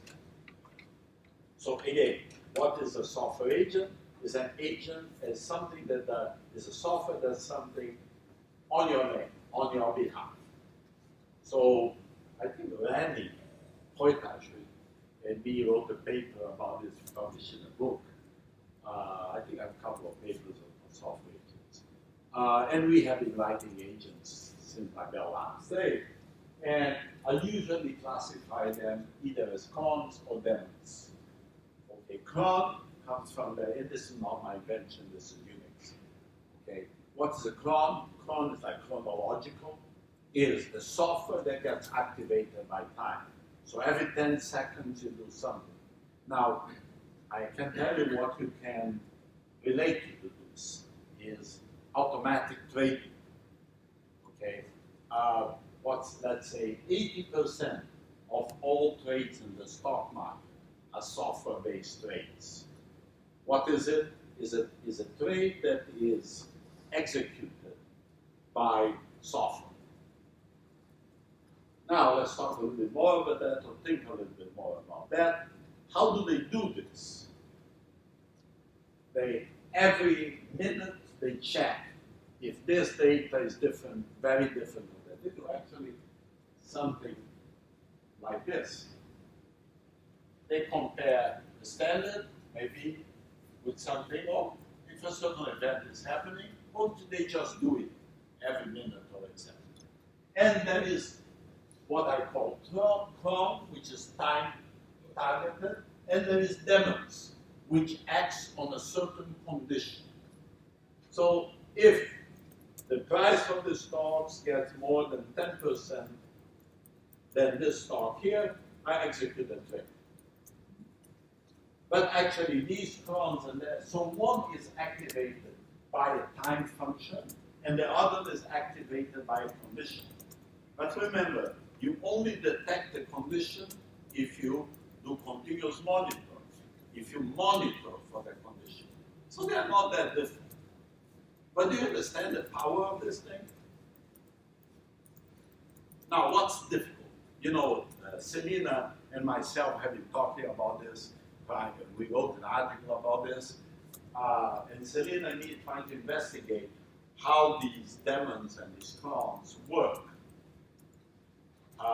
in the automatic trading environment. But no one is telling us anything. Okay, why? I asked my son is an analyst and now a partner of an investment firm. And he said, I don't know that, because he doesn't do automatic trading. But he gave me some things that people look for. Okay, he gave me a list of things that he looked. And Selena's cousin is a trader. He also works in this area. And I had like 6, 7 of the people that work for me in the labs go to Goldman Sachs, Morgan Stanley, work. But they don't tell you very much. I have a nephew also who works for Morgan Stanley now and writes these things. But they're not telling you very much, telling us very much. Why? Because this is obviously the trade advantage. If people know what they are doing, and that market is going to dry up. So they have to find something that has arbitrage power to make some money. And so actually these stock systems, the automatic trader systems, are basically this: trade on a condition or trade on time. And very often on time is just a measurement function. And if I just want you to think for a second about the following. If, let's say, 75 to 80% of all trades are automatic, and then another 10% of the trades are index adjustment. Do you know what index adjustment is? Large, in the markets in old days, people traded on income, etc. Today, people decided that it's better to trade on indices. So you have an index that's like the Dow Jones. You have an index that is like the utility, so it's a utility index. And basically, you buy a utility index and you expect that index stock will behave like the index. So a lot of trades are to keep it, because stock prices change, is to keep the index, the stock portfolio, analogous to the index. So if they have 10% of Apple, they have to add to 10% of Apple. If Apple goes 12% of the market, they have to add to it. If it goes down, they have to sell it. So those are. So if you consider the index trading and the automatic trading, you are up to 85%, 90%. If you read Baruch Lab's book, The End of Accounting, you are going to see that the explanation of traditional variables of stock market prices or valuations don't follow very much. And what he talks in his book is about non-GAAP measures. He doesn't necessarily call it that way, but he says that certain industries are publishing all these non-financial. But think about the following dilemma. These things trade second by second, minute by minute. Can they trade on income of corporate published income? It gets published 4 times a year, if lucky. Meaning, if you do second by second, have to wait 3 months to see something, it's very difficult to do anything. Although I'm sure they have some demos that look at income. So what do? Did you watch Monday's lecture of this guy yesterday? Albert Sang's stuff. Albert was talking about the effect of good news and bad news on the stock market. Remember that? Okay, how do they incorporate that thinking? How does news that come up in the stock market get incorporated? In a naive way, someone reads that article and goes and plays, like my son. But large majority of these things are automatic trading devices. And they will use sentiment, they use other things that are real-time analytics. So what's happening, actually trading is becoming very, very automated. And so this is focusing on internal corporate continuous audit. So I picked up some of these audit tests that we do. If you look at work we are doing, we have a lot of these, like Jamie is doing on general ledger, a lot of these audit tests is duplicate detection. Manual entries are more risky. Look, if there is an authorization of $10,000, if people didn't need buy something $20,000, they split it in 2 transactions. Population test, basically, someone got rid of a transaction, sequential number. So there are a lot of these routines that you can learn pretty much automatically, pretty much all the time. And so probably the most practical way to do this is you have some tests that you run when you get your data. You have some tests that you run before you send the data out. And then there are things that are other type of analytics. You know, if you look at this carefully, this is like bringing academia together with practice, because the things we're talking about here could be many of the analytics that we use here.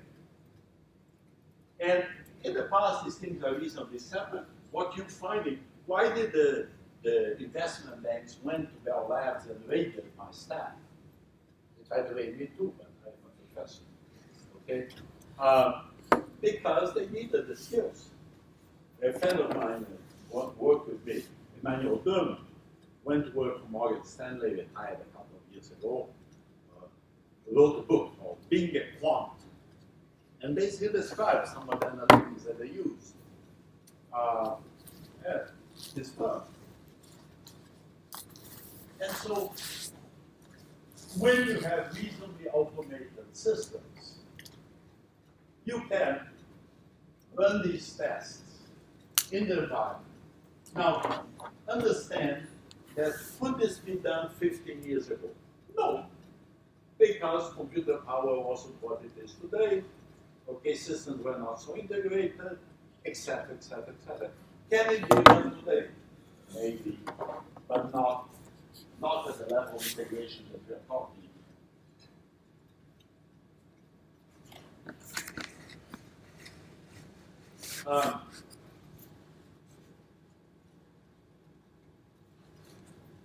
I put a function here of exception evaluation.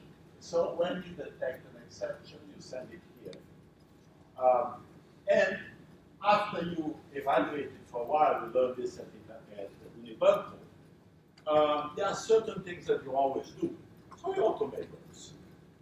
Okay, even exception evaluation, I would say a large number of the exceptions that you can't fix. People always say, if you find exceptions, you know how to fix them automatically. Why don't you just fix your systems and don't let these things happen? And the answer is very difficult to fix the systems. We work with payables at Itaú Bank. Itaú Bank is huge, it's the size of Citibank. Okay. And they had like 50 sources of payables. How could you fix 50 sources? Change all the computer systems of Unibanco? You go bankrupt. Couldn't do that.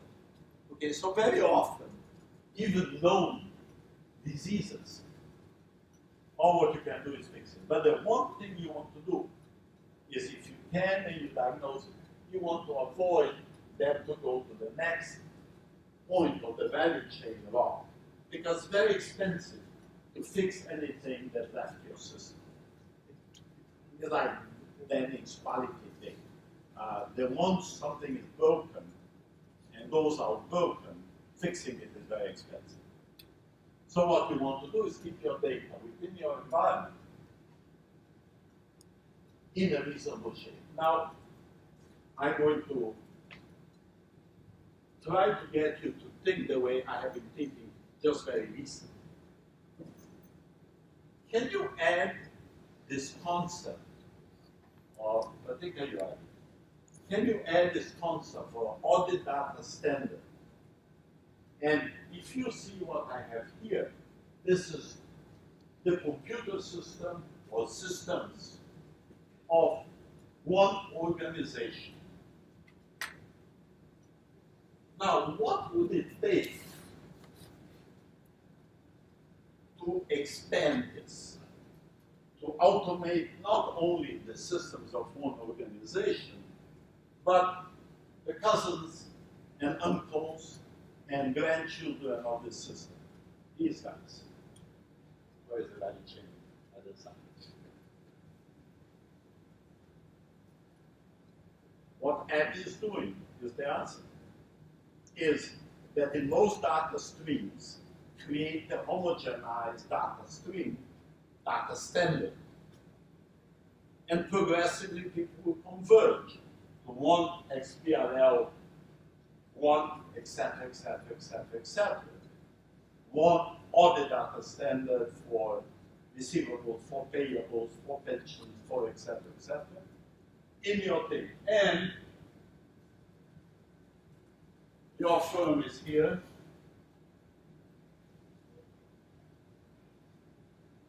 These are your clients. These are your suppliers. If they have an environment like this, these guys have an environment like this, you can interconnect them. And as far as the standard is homogeneous, there is no human intervention needed.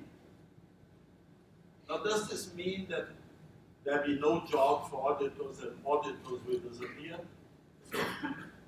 Why not? When I talk about this in class or in an AICPA conference, that's what they infer. Why not?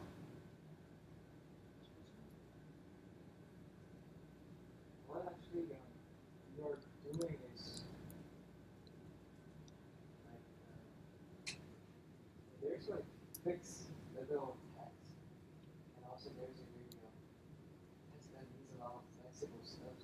And actually, I'm going to speak a little bit louder.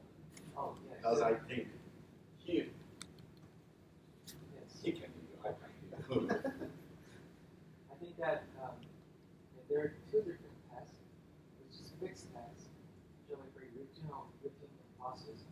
There's like flexible tests that needs judgment. And those decision judgment should actually come from human. Like, so even though we make the perfect system, actually the judgment, the decision has to come. If the system's perfect, you don't need it. But the system is not perfect. Yeah, that is also, even though it is perfect, actually it needs something like decision judgment inside there, or even right after the program just provides us the result of it. Because the human is the final boss who makes the decision of that. And actually, right now, all of those systems, most of these systems, it's not perfect, as you say that. So that is why they are treated as decision A system. So I think that decision A, yeah, decision A. So that is why actually a human, in some point, like say it's like 200 years later, everything could be replaced by the system itself. But during that process, actually the final boss is human. So the judgment, who makes the judgment? Actually, I disagree. I think the decision maker, the judgmental, it's, as you said 2 weeks ago, we were talking about the skin cancer, how you the app that you can discover the skin. I went to the dermatologist the week after I looked at this, what we did to me. But froze my skin saying this could be cancer, I'll take care of it. But he didn't use an app. I was very upset with him. You guys didn't hear this story. I was giving an example of deep learning and what they are doing with Watson and these things. And one of the examples I use is skin cancer. It's basically they pick up a very large database of skin cancer diagnostics by dermatologists. And basically looked at the evidence that was given to the dermatologist to make the diagnostic.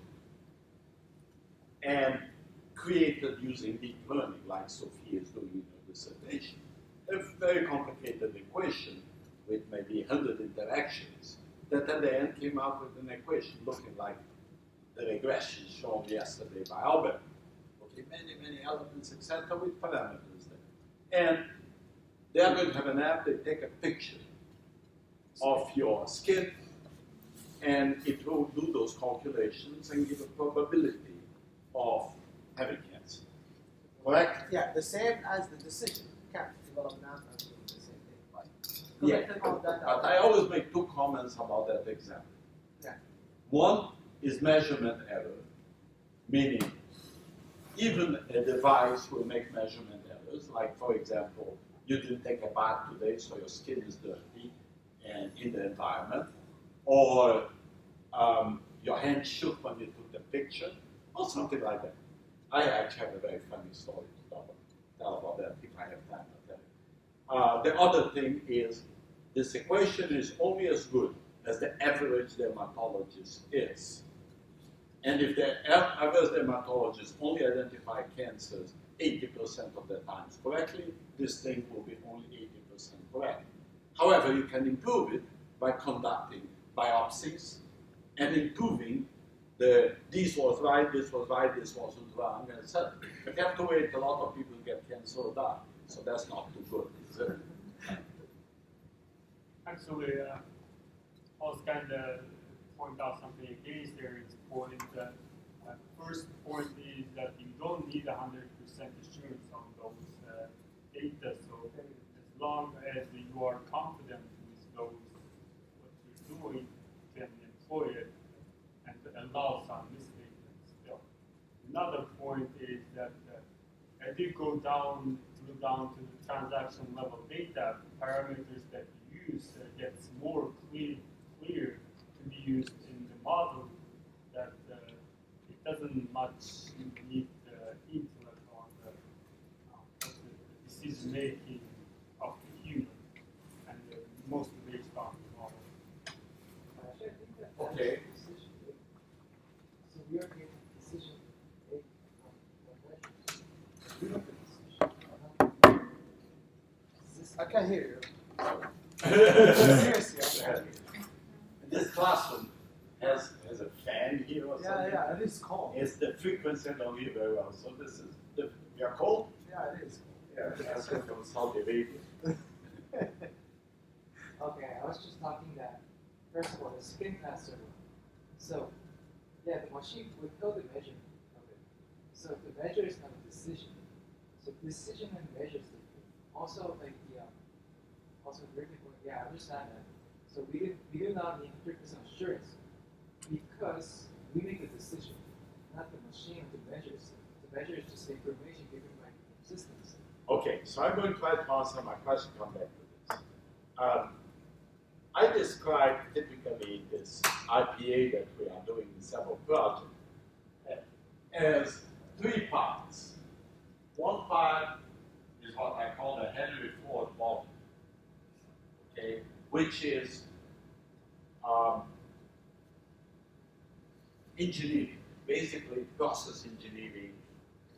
Like Henry Ford saw these cars being manufactured and decided that things could be much more efficient, putting it in a production line, standardizing everything, picking up tools, putting in their belts instead of bending it, instead of going and getting a part coming to you. And then they talked even further about it, and you calculated an optimal level of inventory sitting next to you, so they keep improving the cost. But this was industrial engineering and was a method of automating things. Now, auditing is very artisanal, and they haven't developed a method. These guys are working on a project, they do thousands of these audits, or at least 1,000 of these audits, and there are big variations among those audits, correct? Yes or no? Yes?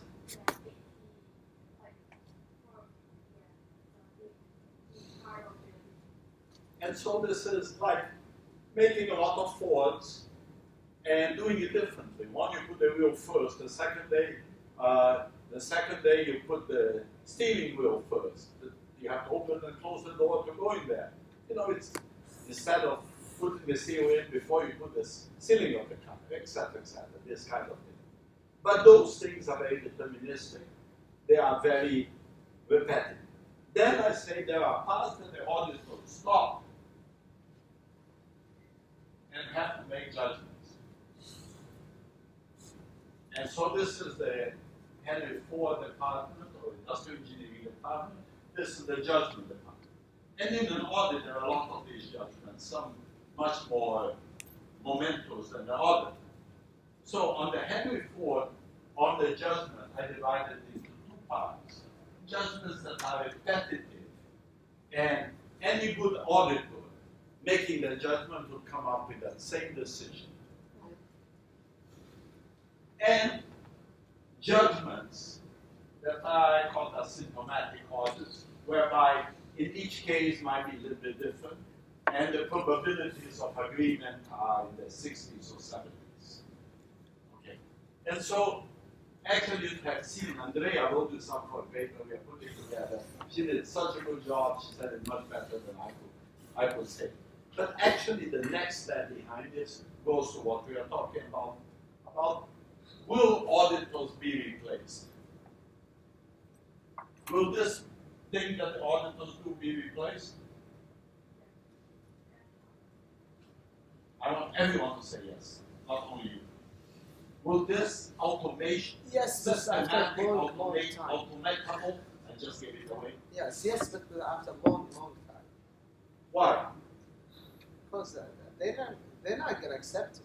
They're not accepting the technology yet. I don't know. Auditors, they're afraid of something. I don't know. They really trust the technology. They don't want to be replaced. And they spend a lot of money, even like big What firms. happens if I go to the department and say this? I say, you're going to make twice as much money that you make now if you do that. They know, and they spend money too in the research in that. No, they don't. They spend very little money on the research. But if I could prove to them that they are going to double their earnings on an audit, what would they do? They would do it for sure. Okay, now, the longer story is not so pretty. Then KPMG discovers that they are doing that and saving a lot of money because they will start underbidding KPMG in every audit. And the KPMG say, where are we? And then the pressure is going to be down on all of them. Okay, I don't like to tell that part of the story because, you know, it's not to our advantage. But this is a long-term thing, meaning it's the story of automation. All automation is like that. If someone adopts automation progressively, the competitors will either go out of business or will automate. I think a smaller accounting firm would go first in automation and Be distinguished first. yeah, because they wanna make they wanna come to the level of one of the big or one of the 10 big firms. I wish Andrea was here because she would say that we are talking this morning with Spain and they think the opposite. Okay, they think there are a lot of very small audits that you really need an accountant. It's in the big repetitive ones that they are going to get again. That's interesting.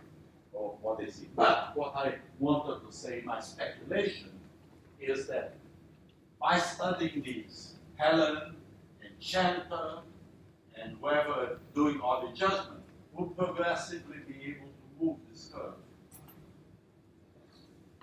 further this way, and more of these things will be automated. But also the other side of the story, difficult to speculate, but I think it is true, is this story here is going to affect this very much. Because now you are not only auditing your environment, you are linking your environment with the supplier and the customer, and maybe the IRS in here, and the Department of Justice, etc. You think I am making this up, but in Brazil, we have this guy, Clovis Beruti here. In Brazil, they already have a requirement that every sale that you make, they have to send an electronic record to the government at that moment. Okay, why is Brazil doing that? Brazil is doing that because Brazil wants to decrease the black economy, the non-recorded economy. Now the easiest thing would be in China because everyone pays with WeChat. Is there a Chinese word? That's all. I should have called Mochi WeChat. Would be a better name for it. So when a lot of people will be paid with the device, what happens? those things get recorded. And I think the government is going to let you hide that. In China, certainly not. In China, the government has a lot of leverage. In the US, I think eventually there'll be government access to these things. Okay, but what they're doing is that the auditable environment is totally expanding, because from one second to the other, you are bringing different pieces. I'm looking for my customers here. You're going to bring different pieces of the ecosystem into your auditing. And by the way, what's going to happen with these guys, with this decision thing? It's going to become much bigger. So I think what's going to happen is that menial job by auditors are going to go away, like agriculture went away, etc. But the environment of assurance, moving away from just financial assurance, but hopefully with eco assurance, other parts of assurance that Selina talks so well about, is actually going to expand the scope. And hopefully the SEC and the IASB and et cetera, are not going to be narrow-minded and keep thinking that you have to report a business as just balance sheet and income statement. If you look at the balance sheet, you're going to see that businesses, that analysts don't care about owner's equity. They don't care about money. They care about cash, accounts receivable, accounts payable, maybe inventory, if you can detect what the inventory was. Okay? And then you think about it, a large number of businesses don't sell physical goods anymore. They sell things. They sell electronic programs. They sell literature. They sell music. They sell these things that are not inventories. What is the value of your inventory of music CDs? Not the physical CDs, the music, electronic. Zero, correct? You didn't manufacture it, it doesn't cost anything. But is it worth something? Yeah. A few $1 billion worldwide. Okay. So, you know, I have to get that mark awake again to like a different measurement theory in the electronic arena. And I think the big role of assurance, how am I doing in time? How much more time we have? Half an hour? 20 minutes? Half an hour. Half an hour. Half an hour, okay.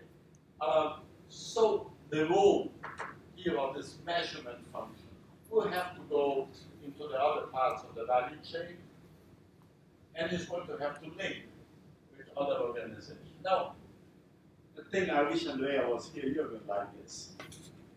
Interesting idea here that you can explore and you say, never, but it might happen, is, have you noticed that what I did here is I picked up my system and then I linked it with another system and etc. What happens if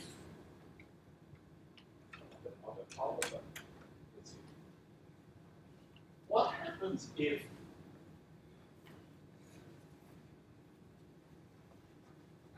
be ready for this. If I put the blockchain here and take some of this thing out of here and put it here. And I don't store it, he doesn't store it, it stores it.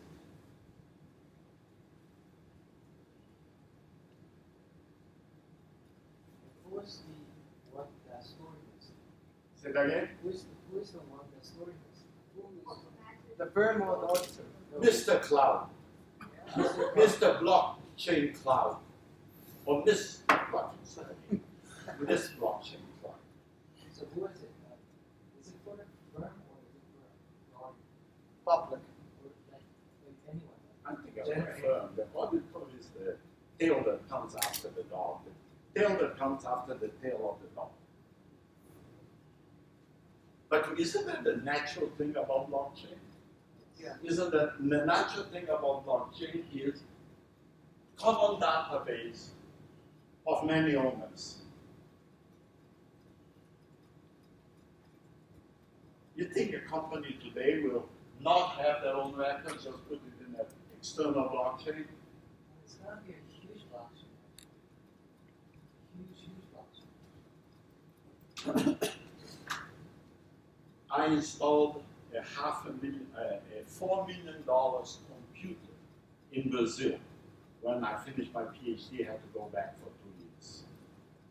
Okay, 1 megabyte of memory cost $275,000. 1 megabyte of information. Okay, imported from the United States. Today, $275,000 would be something like $5 million. 1 megabyte. Okay, the power of that computer that I had, largest computer ever in Brazil at that time, was about 1,000th of this, 1 million of this. Okay, maybe 1,000. Okay. Is blockchain capacity of computers going to be, and storage be a problem for blockchain? These cloud receptacles are very large, and they are growing very rapidly, and it's becoming much cheaper.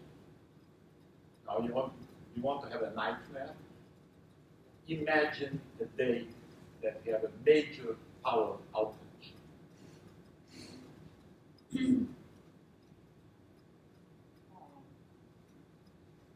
Well, if any way to connect all the power sources around the world, then you cannot have a power outage. Maybe on the contrary, if you connect them all together, you can have a worldwide power outage. And if they are separate, maybe not. I don't know if you read this.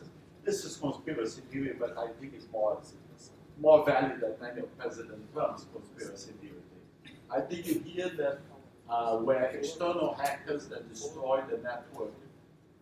Did you hear this, that there were external hackers that destroyed the Ukrainian network, brought it down in the Ukraine, that were the Russians? There is no question that hackers brought down the Ukrainian network. And what the conspiracy theorists did say is that this was done by the Russians to rehearse, to bring down the US network.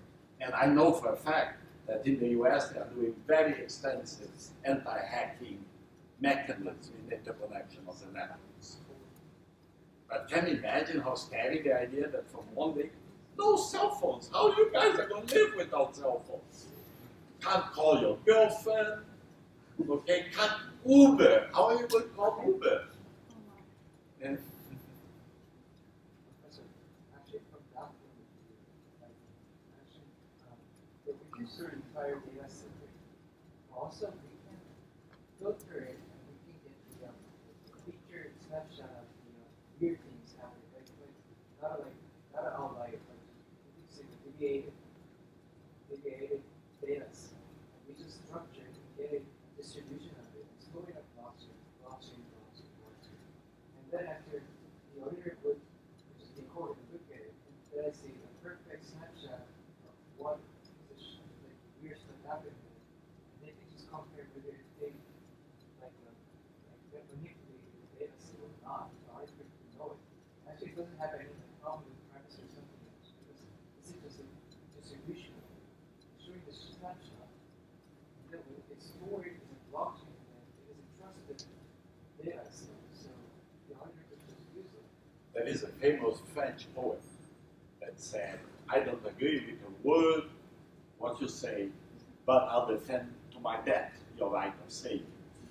And this is what I like in class. He's inventing. That's very good. Meaning that's what I like, is that people think through the problem. That's why I always start, this is the problem. What do you think continuous auditing is? And then, because what do they say? I think it's a Chinese saying, my wife taught me, is if I hear, I forget. If I see, I remember. It's Confucius, yes. If I do, I understand. It's Confucius, I promise you. Okay? And so if you're in a class, think about the problem, and then you start arguing like he's arguing about it, you will remember. And you will understand the conspiracy. So now, what is he doing? I don't need to put words in your mouth. And what he's doing is saying, I don't like this idea of the data being outside my domain. So I'm going to pick up a subset of the data and put it in my domain. It's okay, it's an idea. And this is the way things come around, correct? You have an idea a little bit different. If your idea is disruptive enough, you become a billionaire in this climate. Correct? Isn't that what these guys did? Yeah. The guys that make the billion is not the guys that have the disruptive ideas by themselves. It's the guys that can take the disruptive idea and make a business out of it. I mean, Mr. Zuckerberg, I think, stole his idea from those two twins, whatever, those two brothers. Yeah, but he managed to make it a business. That's why Zuckerberg and Uber are getting in trouble, because these guys who started it were very aggressive, okay, win at any cost. And when a company is more mature, you have to change the company into a more law-obeying, not disruptive company. Meaning they did, meaning Bezos is brilliant, meaning this guy started a business, didn't insist to make money for years in a row. You know, Amazon lost money in the first 8 or 9 years of his life. Okay, and turned out it's one of the largest businesses in the world at this moment, continues with the same philosophy. Not make money now, do the right things to make Amazon grow. But this is actually what he's saying. He's kind of thinking about here and saying, I don't like this idea, I want custody of my data. Maybe this is, I think your other objection, I will let you do your objection. Maybe the other objection here is that blockchain makes the data too big. So I'm going to keep the big data in here, which is more rational to organize as a relational database, and I'm going to put my exceptions here. Isn't that what you are saying? Yeah, exceptions, or even you can just call it, let's say that, like this is like digital signature. Like, you know that. So you're hashing it and putting a private and a public key and call it a digital signature? No, actually, the same like technology that we can just use it. Like, we can just pick up, we can just filter it and get the exceptions or exceptions. Get a snapshot of it. So like informative features of it, and then store in the blockchain, and then get it and just get other features from other data set and just store in the blockchain. Why do you need snapshot of it? Snapshot means that just get the snap of He doesn't like the idea of putting his data on the public chain. Yes. He wants to keep his data in his pocket. Yeah, so there's some. Well, I think many businesses will feel that way, and many businesses are not adopting cloud technology because they're afraid of data outside their domains. Okay, and I can say it's a tragedy that's going to happen. Is one of the big cloud Control. big cloud sources being someone being able to get in there and take everything out. Okay, that's going to happen. Meaning, it's just a question of when and how. Okay, and it might already have happened and they kept it quiet. You know, you're talking about cybersecurity. There's a big dilemma. Public good says if you get broken in, you should tell everyone for other people not to be broken in. But by doing that, you're giving other people ideas to break in that way. So, you know, we had this discussion at the AICPA. Too many accountants didn't go very far, but I think with you guys I would have a better discussion on this. So this is very, very delicate. But I can see this idea of my data be sitting outside is not very palatable to me. So, but I like blockchain. I'm going to write my summer paper on blockchain, so I better find something to do with the blockchain. Yeah, of course. I'm just joking. But actually, now let me complicate your life a little bit more. Okay, you guys mind if I complicate the life It's a not little more on this? secure. You're going to see in a second why I'm doing It's it. also blockchain. Okay, now I'm going to put another one of these. Suppose that I have the systems here. So another one of this, another one of this, and another one of this here. Right. And then I'm going to put a blockchain between these guys, and then I'm going to have a blockchain out of between these That's a new guys. thing. And then I'm going to have This one. Abby create an audit data standard of every type of data that I have that will make this data set, and this data set compatible. What's going to happen? Am I making this up, or this will happen? No, you didn't go, yes. Of course it's going to happen. It's happening already. Either using blockchain, not really, not as an interconnector, but every industry has blockchain application. I got an email from Professor Tavi Ronan. She's one of professors of finance, and she wants to run a course on blockchain in the fashion industry because she's the head of the fashion program. And I said, do we really want to do a blockchain in accounting industry? Why don't we do it in fashion? See some cute models and etc. I'm just joking. Not really. But no, so I said, why not? Why don't we try? I have 5 babies that love blockchain, so they can teach on this thing. But I have a question about it. He wants to meet the models. I already just saw. So the trusted, when they say like trusted data, still I don't understand when they say trusted. Trusted means that no one's going to change it. Yes, the data that's stored in blocks, it's blocks. But if the data entry itself has error or fraud, then it's not trusted. That's what I always say. You can, if you audit the hell out of a system, you can be reasonably, if you put a lot of controls, you can be reasonably sure that the data that you get is the data that exists in the company. But nothing guarantees you that the data that was Abby could have, remember my example, Abby could have put some payables directed to Abby, correct? System, the data isn't there, but is not necessarily correct. Okay, however, if you have an ecosystem like this, you'll have a better probability that the data is correct because you're constantly verifying it. Cross-sectionally, actually this slide doesn't have something I added a little while ago, is I'm talking about cross-sectional and time series analytics and cross-time series analytics. Settle, you can't run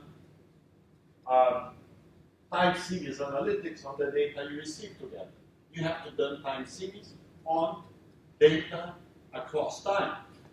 So you have to have the storage and etc. But you can examine each transaction in some of those characteristics. So every type of data, every stage of data has its own analysis to be done.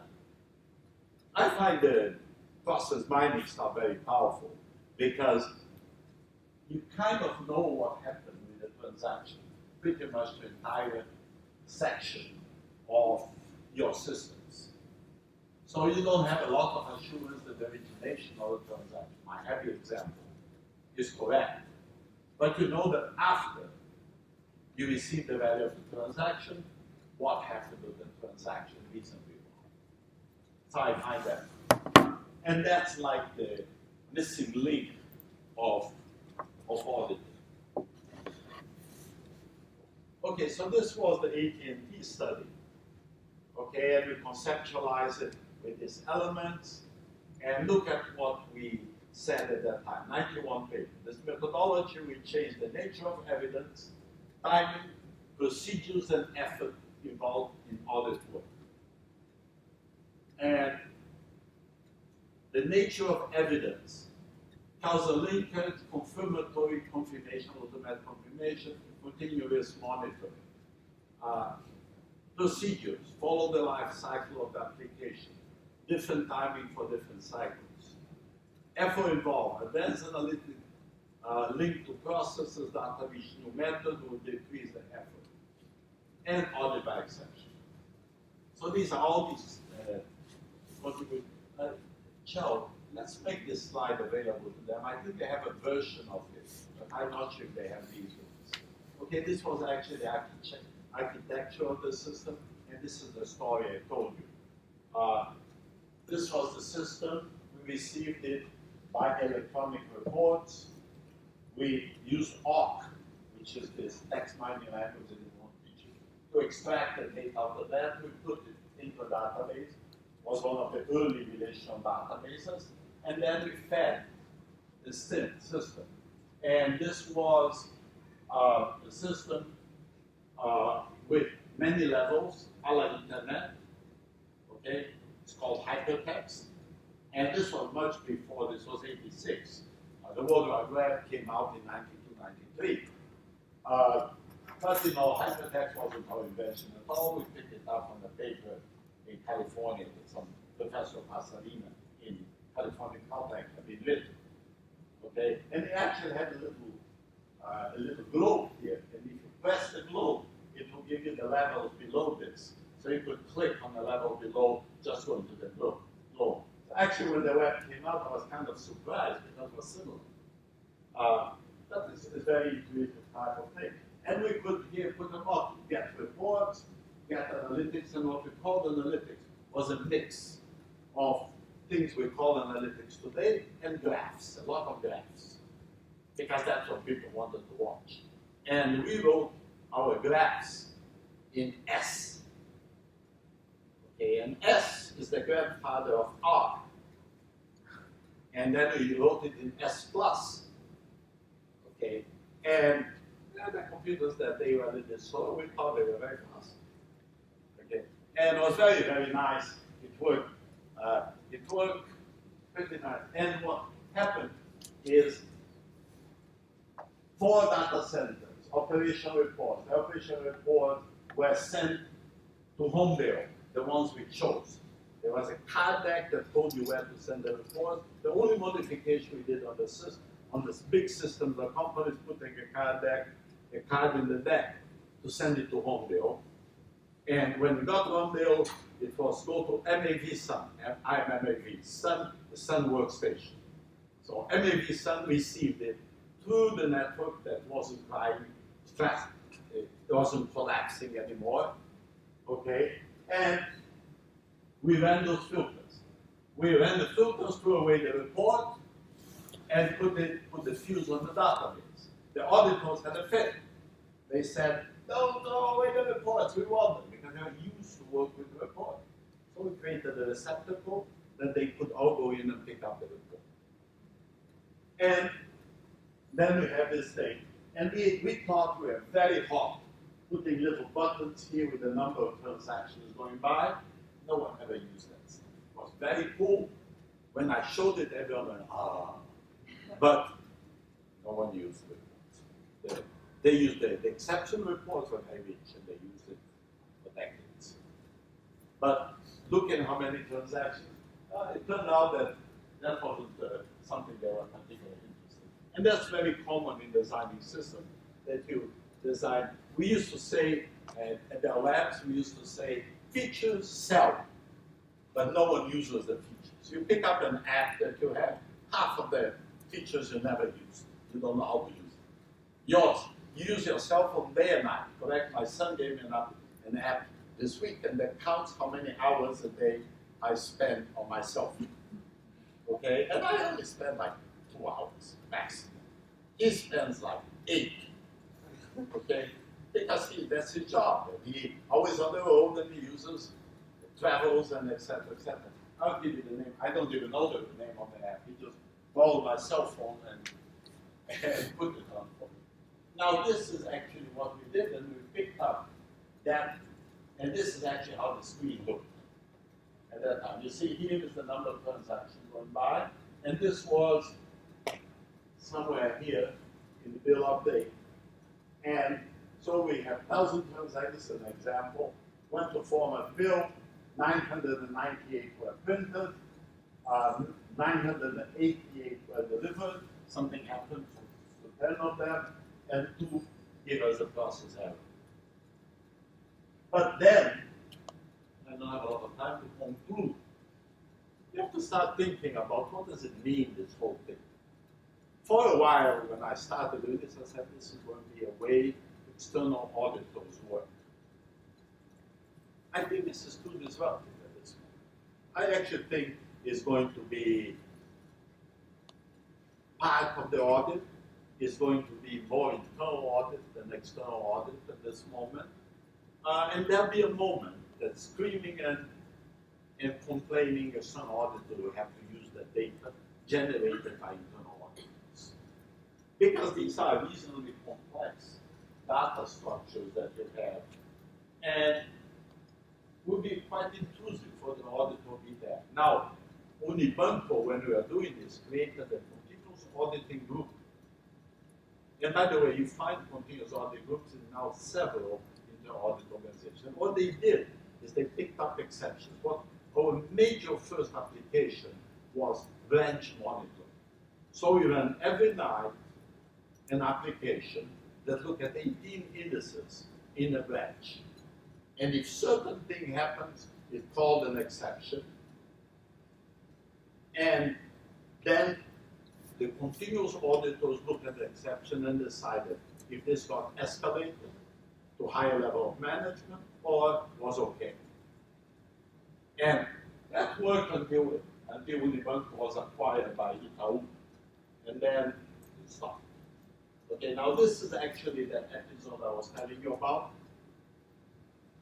This is a bill completion slide manipulated. I think I have a slide here showing how it looks well.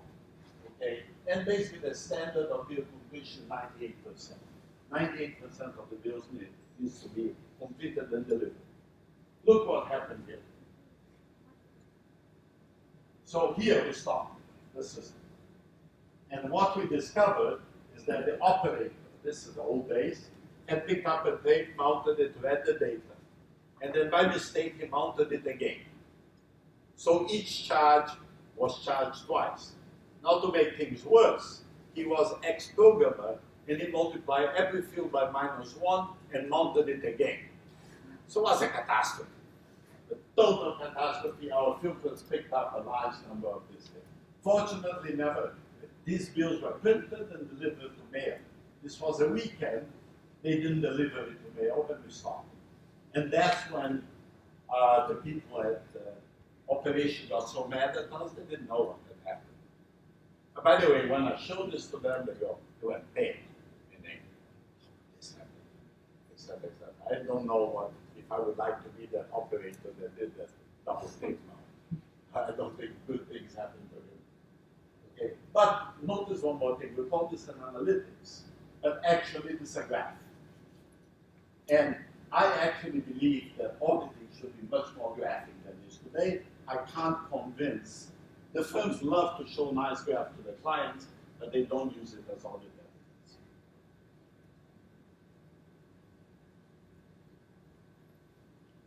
One more thing, and then we go. This is the famous 10-year paper, continued equation paper.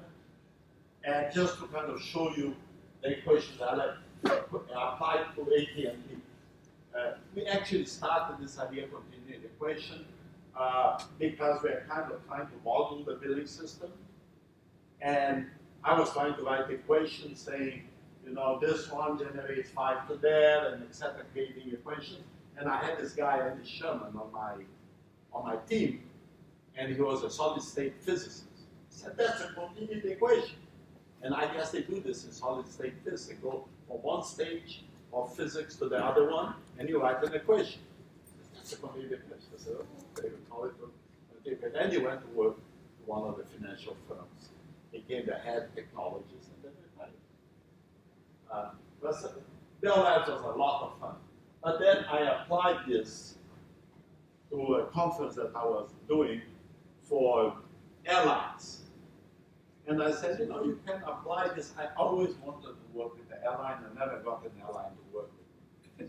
Okay? Icelandic agreed to work with us, And then I discovered at that stage they had 6 planes. So it wasn't too much data, I wasn't too interested. Now they have a lot of planes, and one guy, a friend of mine in Iceland, said that he might get that to work with this. But you know, why did I want Ally? Because here is the core of everything that happens in an airline. The reservation pipeline has airplane maintenance, pilot scheduling, billing, etc., etc., list of 100 things. So you can do tremendous predictive analytics, and you can link these things with good time. Alex did a very nice job. Thanks to Alex that we all worked on this, creating, understanding how you know, this thing happens in 19 days, these things happen in average in 21 days. So we created this timing equation that were very nice. Of course, we immediately asked the question, what happens if this, in Mondays it takes 19 days, and Wednesdays it will take only 17 days. So this is a kind of thing we always, that's research, correctly, perfecting what you're doing. And that's why I was talking about this thing here. Okay, we are going to be perfecting this. No, first we focus on this. This is our RPA. Progressively we put some judgment in it. That's determinism. Progressively she does intelligent RPA. So take over some of those decisions. And that's research. And then industry sits a few years behind. Many years behind. Okay, I think that's it for today. What I have here is I have something like